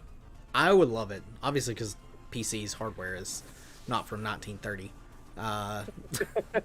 So, you got that. But at least if Microsoft does partner with Nintendo and help them out in developing their gaming hardware, because Nintendo or Xbox is kind of jumping away from being console exclusive and worrying about that with its focus on Game Pass on PC. Yeah, well, I mean, they straight up admitted, they're like, hey, we're not winning this war, this dumb console war, which thank God it's over, by the way, because it was so dumb. It was literally just like dick measuring contests at that point. But you know, I think Game Pass is a really good thing. I really like the idea of it. I think it can get very scummy very quickly, though. It's my only concern with it, how it works. Yeah, so is Microsoft going to share profits with all these companies putting it out on day one? I mean, you look at all the games that are going to be available on day one, like Fable 3. I know that's their own studio now because they bought it up, but those games are going to be, like, are they going to be able to be profitable because so many people are paying them or playing them for free? Yeah. I mean, I'm sure they get some royalties from like Game Pass, but I don't know. The other thing with Game Pass is like games being on there for a limited time really kind of changes things up. So I guess like in the aspect of like, oh, if you really like this game, you know, you could always buy it and see what happens. So there is that going for it, I guess. Yeah, but we all know that like a game like Fable 3 or now with a Modern Warfare coming to the Game Pass, you're gonna have those like permanent titles. Like, so who's ever gonna buy a Call of Duty game again when you get it for free on Game Pass? No one's gonna buy a PlayStation. That's just no matter what the lawsuit says, that just makes sense. Get a PC or get an Xbox. Yeah, wasn't like Call of Duty's like multiplayer free anyways for a while. I know Halo's was. Warzone was free, like the battle royale aspect, but the multiplayer 6v6 version was not free. Oh, okay. I'm not really big in shooters, so even though I am playing Cursed Halo later this month, have you seen anything about Cursed Halo? No. Oh boy.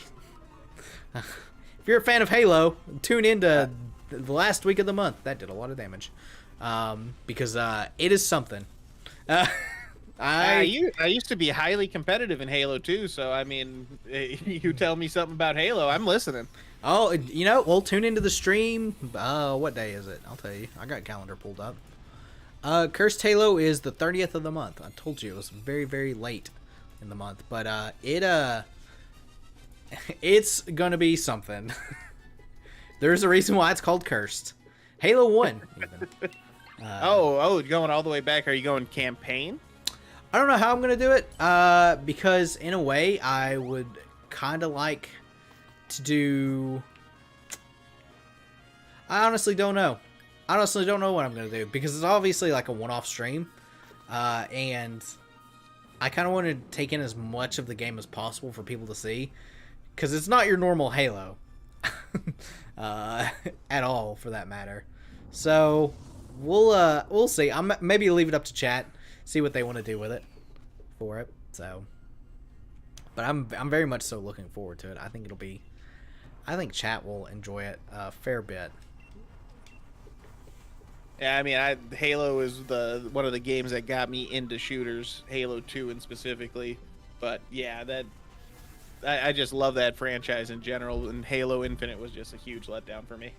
Yeah, I think it was a letdown for a lot of people, unfortunately, with its story mode being very subpar, and stuff. I remember watching like playthroughs of like Halo Infinite and like the story specifically, and it was like, hey, here's the story, which sounds cool, and then it's like the same texture. You have open grass and in cave texture, or in like a hexagonal like room texture, and that's kind of it. Mm-hmm. Those are the only two textures throughout the entire game, which is really disappointing.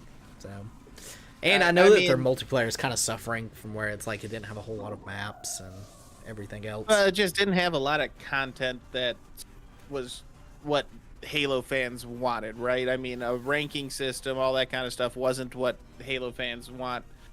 You go back to your like Halo 2, Halo 3 days where you can truly feel like who's the best of the best, and for me, Halo Infinite's multiplayer was just a letdown. So many FPS issues in general in a release, so that's where I kind of dropped off right away at release. Yeah. But then as you keep going into the games, like, no one kept playing it. It did have a massive drop off. I do know that. Yeah. It most certainly did.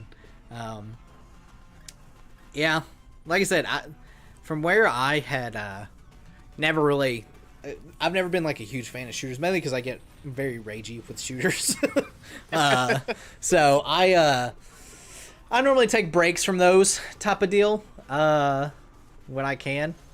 That way I don't have to worry about it too much.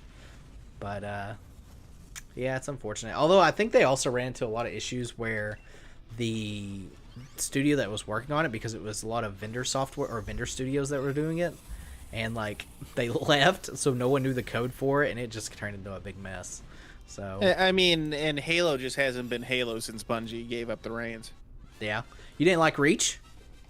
I don't get me wrong, I liked Reach, but is it Halo 2 or Halo 3? In my opinion, Halo 2 is still one of my favorite games in general, and Halo 3 is one of my favorite multiplayer competitive games that I've ever played as far as shooters go. Yeah, I enjoyed Halo 2's like shooter a fair bit. I did like Reach. I played a lot of Reach, a lot of SWAT specifically within Reach. At that time, I think it was, for me, it would have been MW2 or MW3. No, MW3.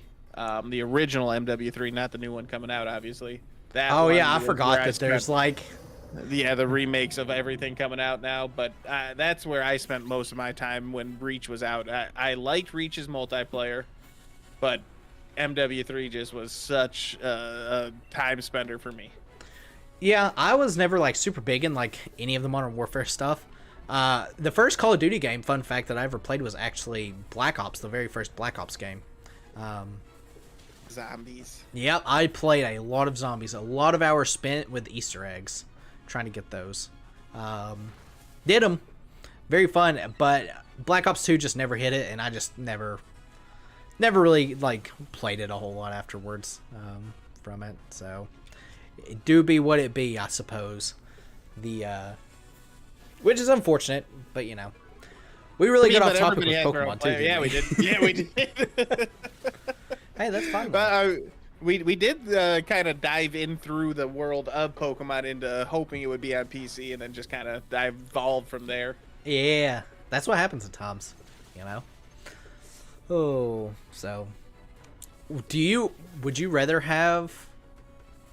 We'll just kind of go back a little bit. Would you rather have like a Let's Go style game again, or would you rather have a Legends style? I think the obvious answer is probably Legends, but yeah, give me the Legends. I loved what they did with Arceus. Like that was such a cool way to present a new Pokemon game to people, and I think if they did more on that concept, and even if they did it before the end of this current Switch's generation, and gave up on the kind of, we know it's not going to be, because at this point we all got to accept that you're just not going to have the best game from Game Freak as far as performance goes, which is a sad thing to think about.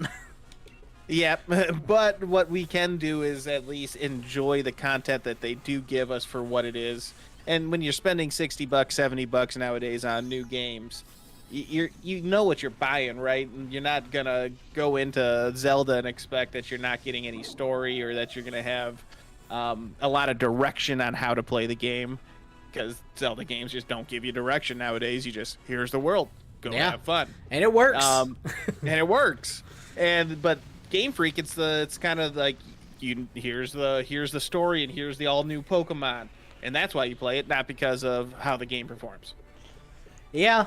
Although I do wish it still performed better. Scarlet and Violet hurt my soul with that. The first 2 days, I still remember how you're running, and then all of a sudden you're stuck with the camera there, and you keep on running past the screen or whatever other performance. So bad. I remember when I streamed Scarlet and Violet, you know, at the beginning of the game when you're in the school, and it's like awful. Ow, that did a lot of damage to me.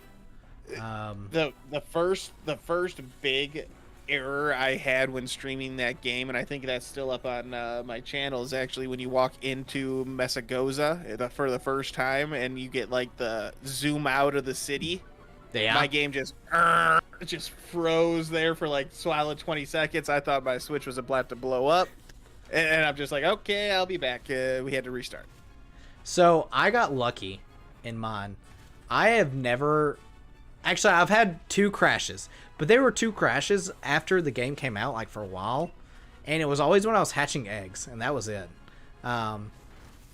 So there was that. Also, we're probably gonna fail the Sepultal raid. AI sucks in this game. I forgot. But yeah, I never had any like crashes beforehand. A lot of people were saying it was a lot of like cartridge deals. A lot of the cartridge games had issues, and the not closing out the game after every use. Which I always closed out the game every use anyways, so... I am the reverse. I'm the lazy one that leaves it open, and like I recently redid a playthrough of Star Wars Knights of the Old Republic on the Switch. I got like something like 600 hours on the game. Well, obviously I did not play that game for 600 hours. Yeah, I've always been a... Let's always close out of the game. But my Switch is doing something weird. Yeah, we failed. My Switch is doing something weird now where it never turns off unless I don't close out of the game and then force it to turn off. That is strange. Yeah, and what happens is it makes my controller stay on the entire time. So I run into an issue of my controller dying every time I play the Switch. So there's that, which is always just really, really fun. Super fun. Go on. Yeah, that's here. That tells you put probably a lot of hours into your Switch. It's stuck running where you know it just will always run for you. So I still have a day 1 Switch, which is something, I guess. But yeah, I've put a lot of hours into it. Like I said, we were talking before this, and just to kind of show it off here, this might ruin my time here. Oh, actually, I guess I'm not going to show it off. I've got like, oh, well, there it was, actually. I've got a ton of hours in like Sword and Shield, Scarlet and Violet too, like both of those games. Even Tears of the Kingdom, I've got a lot of hours into it. Also, what are the chances both my teammates are Stunt Fisk? and they're different forms of Stunfisk. They are different forms of Stunfisk. Very interesting. Very, very interesting. So I wonder how many times you could run Dynamax Adventure and have that happen. I don't know. I can't remember how many Pokemon they have in Dynamax Adventures that they get picked.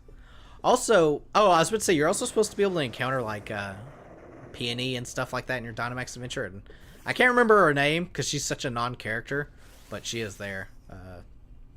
Pia or whatever. I don't remember. What does it say? Peon? Yes. I could probably look it up here. Peonia. That's her name. So, just Flutterby. So yeah, that's always an interesting thing to go about and see. Also, I think this is gonna do more damage than help me because of Contrary. Maybe. I can't remember what bug does. I don't know. Gmax are interesting. I do think Gmax were not terrible though. I do think Gmax, just to kind of go back to where we were talking about the like Pokemon's like gimmicks. I think out of all the gimmicks, I think Z-Crystal was probably my least favorite. I don't mind the idea of them. Like it's cool that each Pokemon like can get. Well, I guess. So here's what I would have wished they did instead to kind of make that better. Go the Pikachu route where each Pokemon has its own signature move. Yeah. I think that would have made it much more. One, it would have given it a lot more people fans of the game, because then, oh, my favorite Pokemon got a brand new move instead of, yeah, it's able to do a cool Earth move.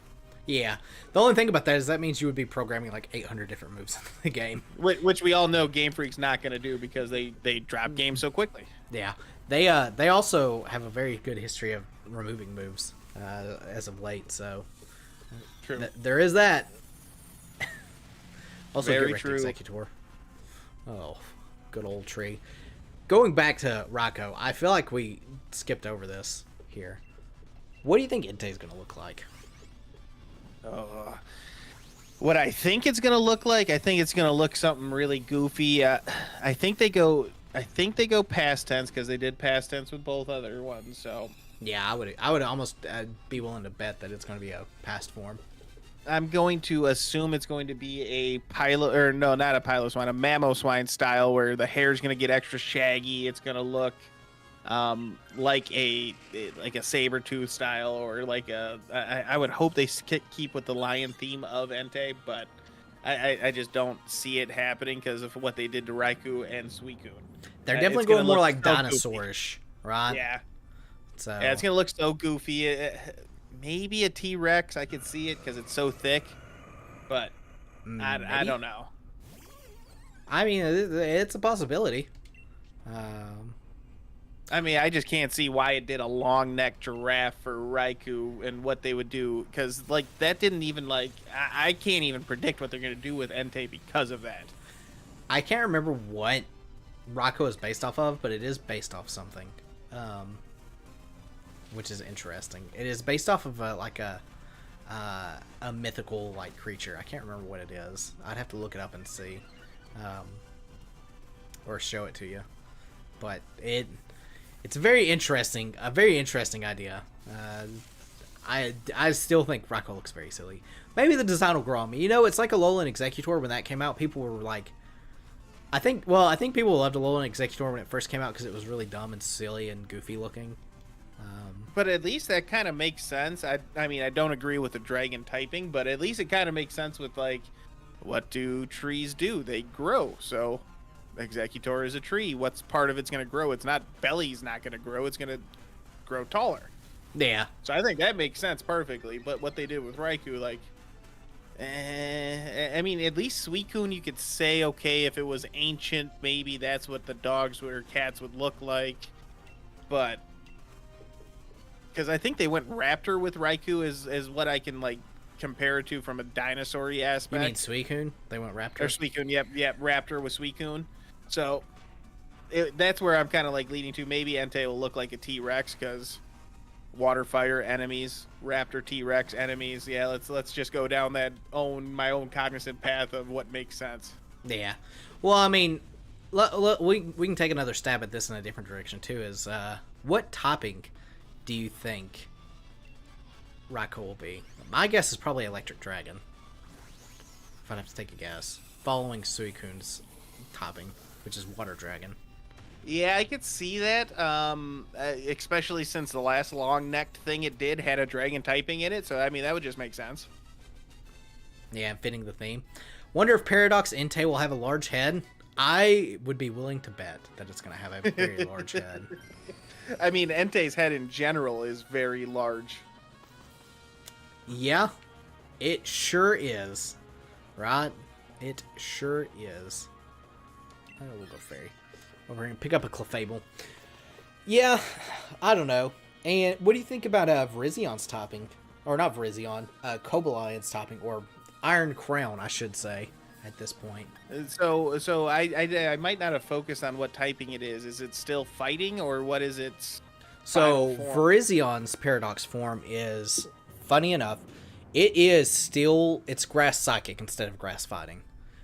I would be willing to bet Cobalion's probably going to be, instead of its normal fighting Steel type,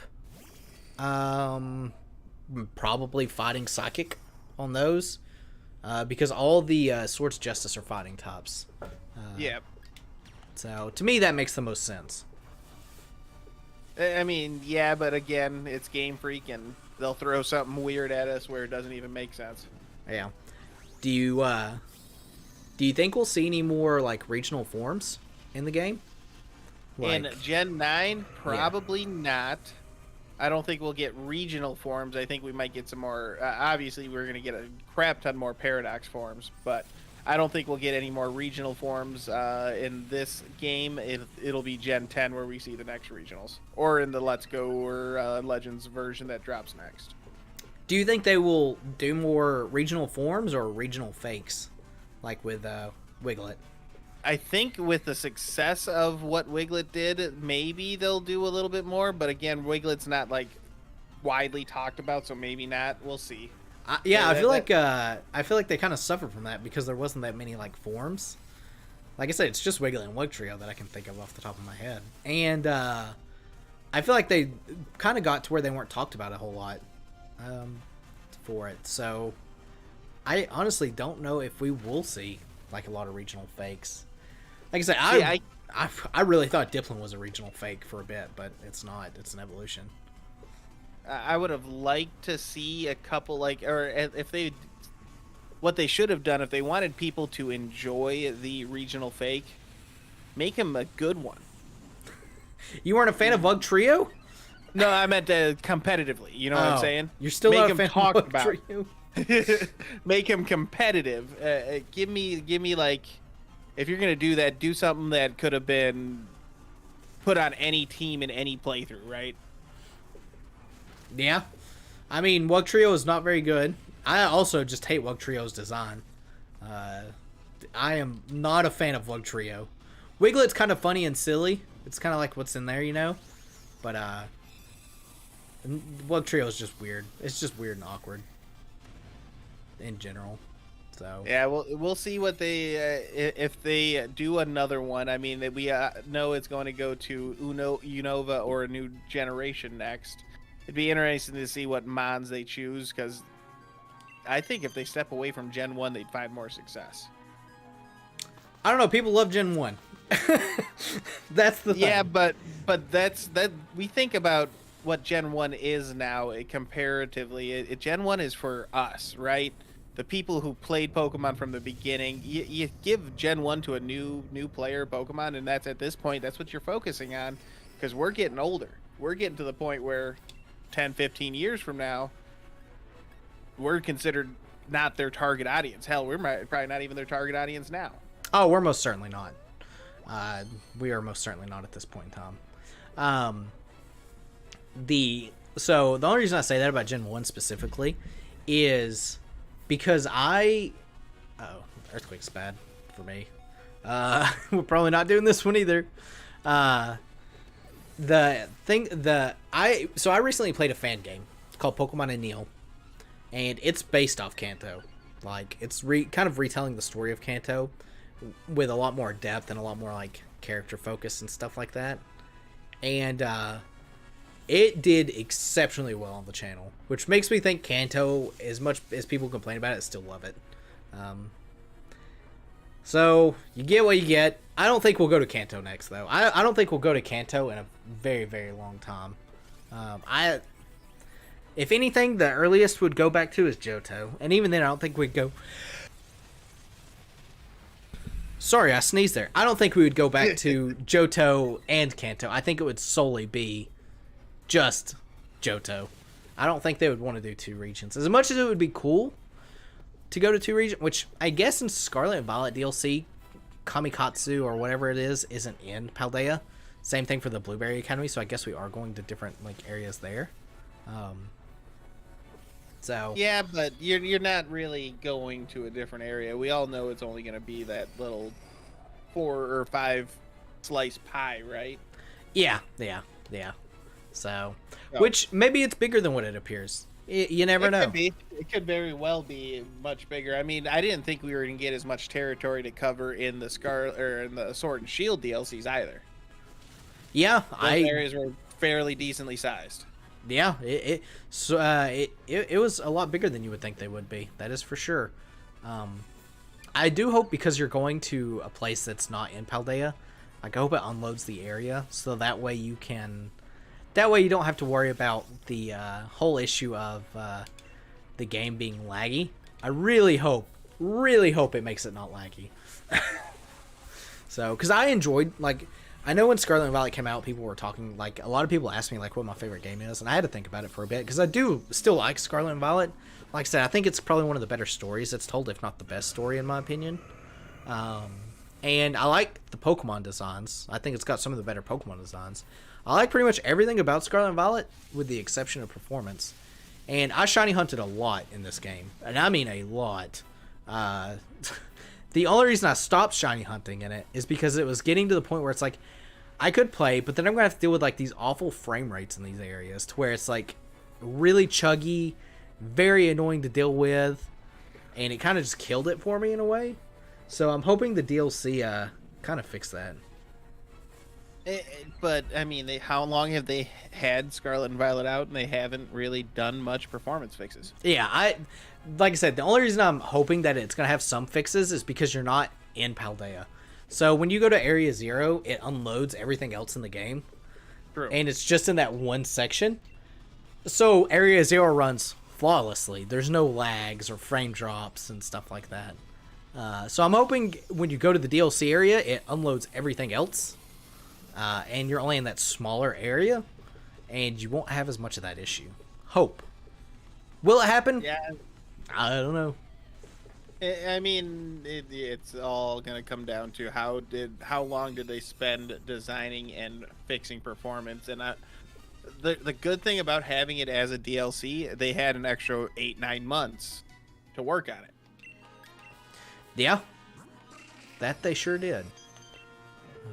Also, no shiny legendary rip, or ultra based, I guess. But yeah, I don't know. I know we've talked a lot about the DLC and stuff. I'm hoping for it. I'm hopeful that it'll be enjoyable. Anytime a Pokemon game is coming, I'm hopeful, right? I enjoy almost all the games. So speaking of things that we haven't really covered and other games that have been announced, what do you think about Detective Pikachu 2? I never played Detective Pikachu 1, so I have no interest at all. So there's that. I mean, we'll see what happens with it, right? Like, I think it could be kind of a cool thing. I'm glad it's coming out because, you know, it was teased there, and then it's like, yeah, and then you see nothing about it, and then it's like, oh, hey, here's the game. It's coming out in like a couple weeks. So then you're like, oh, also I should have totally got Torkoal. Flying Bug, Ghost, alright, that was Bug, right, yeah. So, flying it is, Sigilif. Cool. But yeah, I'm glad it's coming out. I know people really like the first Detective Pikachu. Just never played it. Do you think, speaking of Detective Pikachu and spin-offs, because this will be our last run, but do you think we'll get any more spin-off games like Mystery Dungeon? Honestly, I think they will. I don't know if we will on the Switch for the rest of its life. And we're talking like we know the Switch is coming out in 2024, but again, we don't. If it does come out in 2024, I would be shocked if we get another spin-off before then. If it doesn't, I could see a Mystery Dungeon style game, but I think the Pokemon Company has got so much cooking right now. I mean, they got Pokemon Unite, the trading card game live that they're working on and just put out a new version of not too long ago. They got all these things that they're working on. Do they suffer from diverging themselves too much? Maybe. I mean, people love Mystery Dungeon, though. That's the thing. Agreed. I see. I mean, I have never been a big fan of Mystery Dungeon. I played the originals back on, or back when they came out, but since then, I haven't felt the need to go back and play. So, fun fact about Mystery Dungeon. I had never played a single Mystery Dungeon game until recently. I played it on the channel. And people loved it. And I enjoyed it a lot more than I thought I was going to enjoy it as well. Like a significantly large amount more than I thought I was going to enjoy it, which is Mystery Dungeon DX. I got the Switch version of it, right, which fixes a lot of the earlier issues Mystery Dungeon has. So, if you ever wanted to get a shot, I would recommend that. I know people say Explorers of Time is like the best one ever, so I think a Ranger game would be cool. Here's what and we haven't talked about this, and this is one of my favorite spin-offs of Pokemon that have ever come out. Pokemon Coliseum. I want to see a revival of that. Yeah. The only reason I wonder if we'll ever get that is solely because of Genius Sorority not being a thing anymore. At least I don't think Genius Sorority is a thing anymore. Yeah, but we all know if Game Freak's able to do like Legends Arceus, why can't they do a Shadow-style Pokemon game?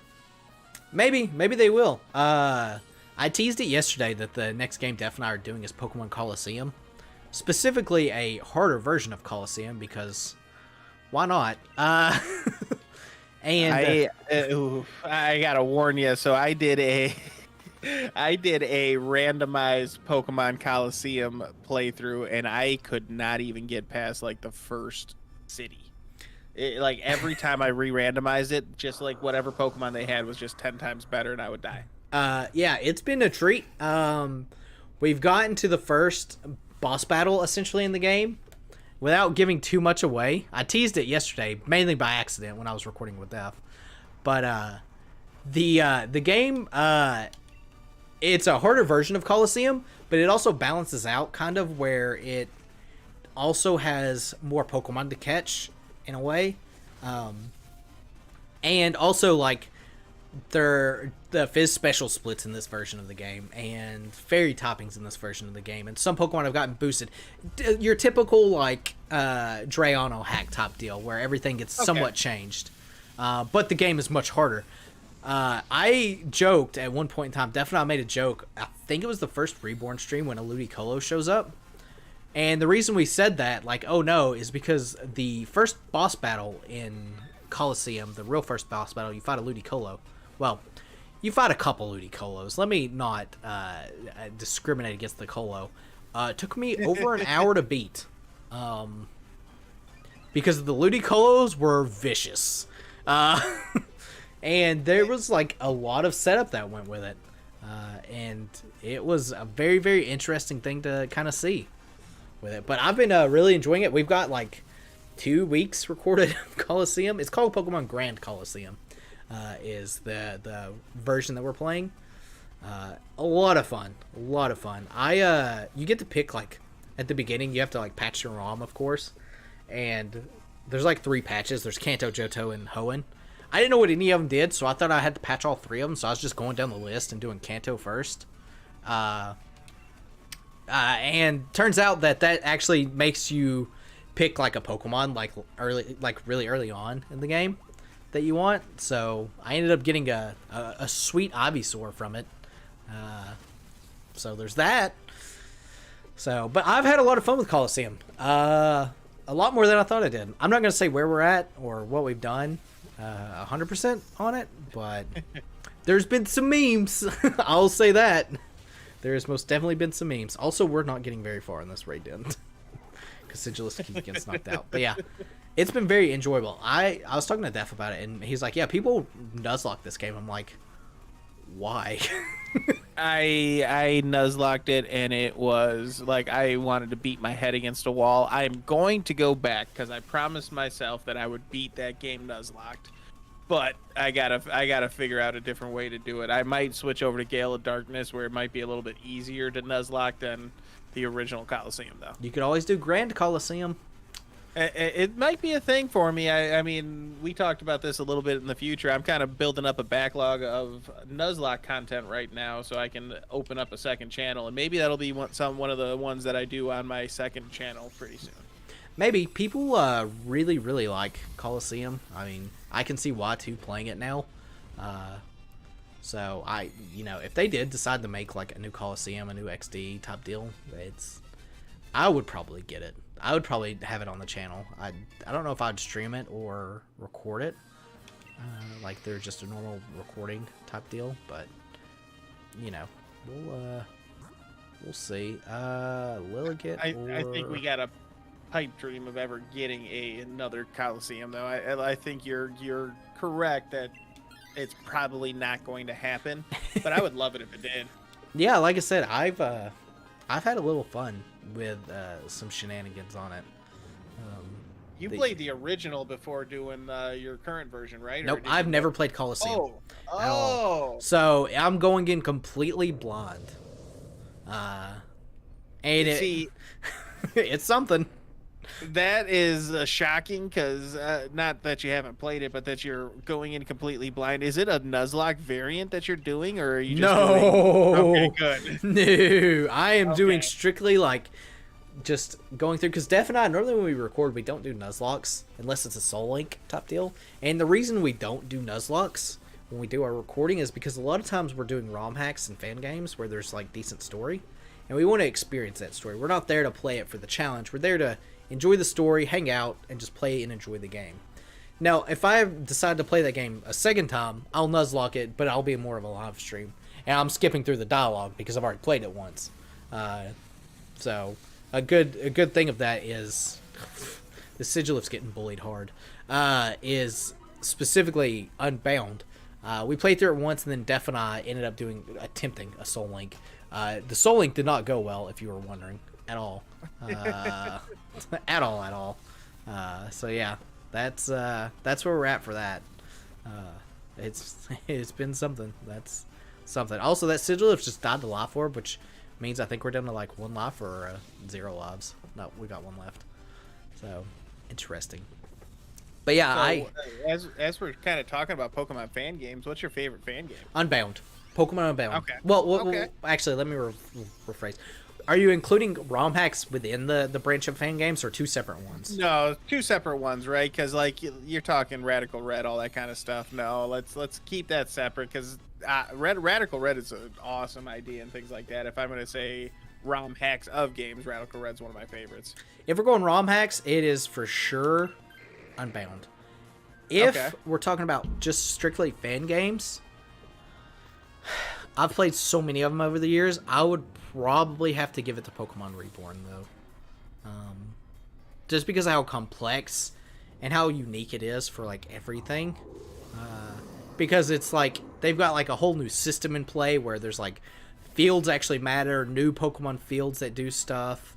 It's wild, like, everything that it manages to actually do. Which I think is always a very, very cool thing.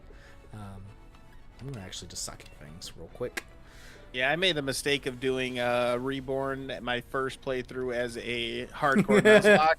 How'd that go? I made it to the second gym and I turned the game off. Yeah, that was not one that I completed. I was happy I did it because I did that one before I did Insurgents, so it gave me prepared me for Insurgents difficulty, but God, did I hate having to Nuzlocke that game. Yeah, I will say Reborn is way harder than Insurgents. As someone who's played both of them at this point in time, Reborn gets ridiculous. I've been streaming Reborn again on Fridays with Def while I'm doing the Summer Splash event, and the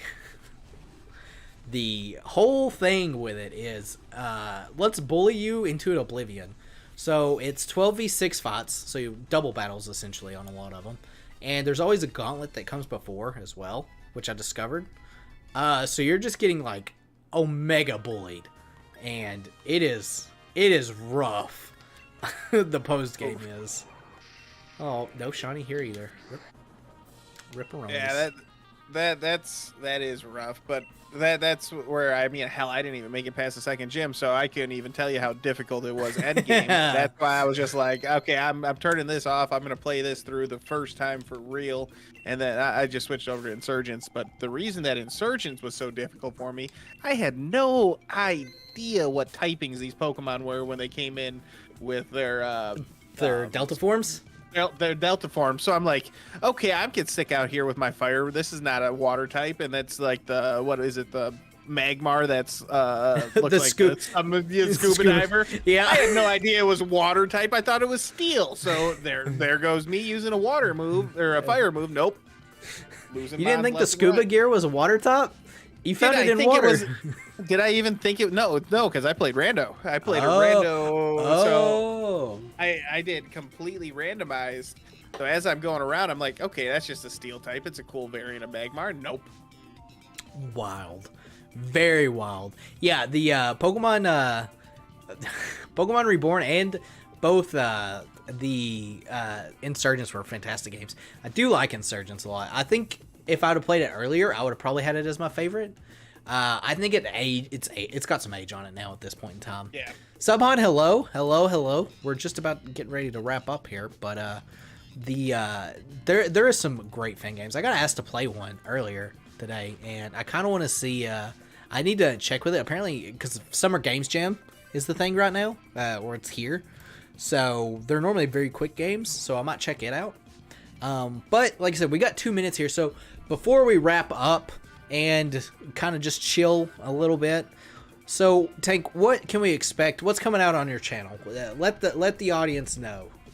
So right now I got in my hands the newest Pokemon TCG release, Obsidian Flames. I'm going to be doing a Charizard chasing that Terra style Charizard. And I also got 2 more booster boxes to open up of Celestial, so that's going to be coming really quick in the next week or 2. But what I'm most excited for coming out really quick is the Celestials TCG game, so I'm going to be playing a lot of that. If you guys are ever interested in learning new TCG or actually how to play, I'm going to be doing a lot of the how-to plays as soon as that comes out, getting kind of on that trend and kind of taking this charge because I love new games coming out, like especially trading card style. So that will be a lot of my focus on my channel coming up in the next couple of weeks. Excellent. And again, if you haven't, please go subscribe to Tank. Channel is in the description and the very first comment of this. As a member of the Draft Lock League, if you also haven't watched it, go check it out. Go watch everyone's version of the Draft Lock, because it's, I promise you, it's wild. If you were there live, you know. It is insane. But yeah, so for those that don't know what's coming up for the next week, well, we still have technically Sunday. We have Puzzle League, which is also probably going to involve us playing Stadium minigames with Leaf Green Gaming, another member of the Draft Lock. Monday, we've got Episode 0 review, which is our Raidcast, the final Raidcast even, with my good friend Inu, who is co-founder of the Raidcast, even though it is no longer a thing. Tuesday, we've got a game called Spaghetti. Wednesday, we got a game called Amnesia the Monker. The 17th, which is Thursday, we got another Poke Talk with a good friend of mine named Crow. That's a different creator. Crow, who, very, very nice guy. We are playing, I can't remember what we're actually playing on that one. It's going to be one of the Pokemon games. Actually, it might be Scarlet and Violet. Following up Friday, we've got Reborn, and then Saturday, we got Pixelmon with a guy who used to edit for my channel. So, if you're excited for that, like I said, we're cooking out streams every day for the next 30, well, not next 31 days, but for the rest of the month. Live stream every day. So, Puzzle League, like I said, will be tomorrow at 2 p.m. It will also be a birthday stream. So, because I'm getting old. Very, very old. So, yeah, stay tuned for that. But I'm going to head out of here. Tank, thank you so much for joining. Hopefully you've had fun. Hopefully, chat, you guys have learned a little bit about Tank. And, yeah, any final words? Yeah, thank you very much for having me on. Happy early birthday to you. I hope you have a great one. And thank you again for welcoming me into the channel and introducing me to your followers. Make sure you guys do subscribe to Gil. Hit that subscribe button. Give him all the love in the world for all the awesome things he's been doing. Yeah, I greatly appreciate it. And we're going to get out of here, and I'll see you guys tomorrow. Goodbye. Bye-bye.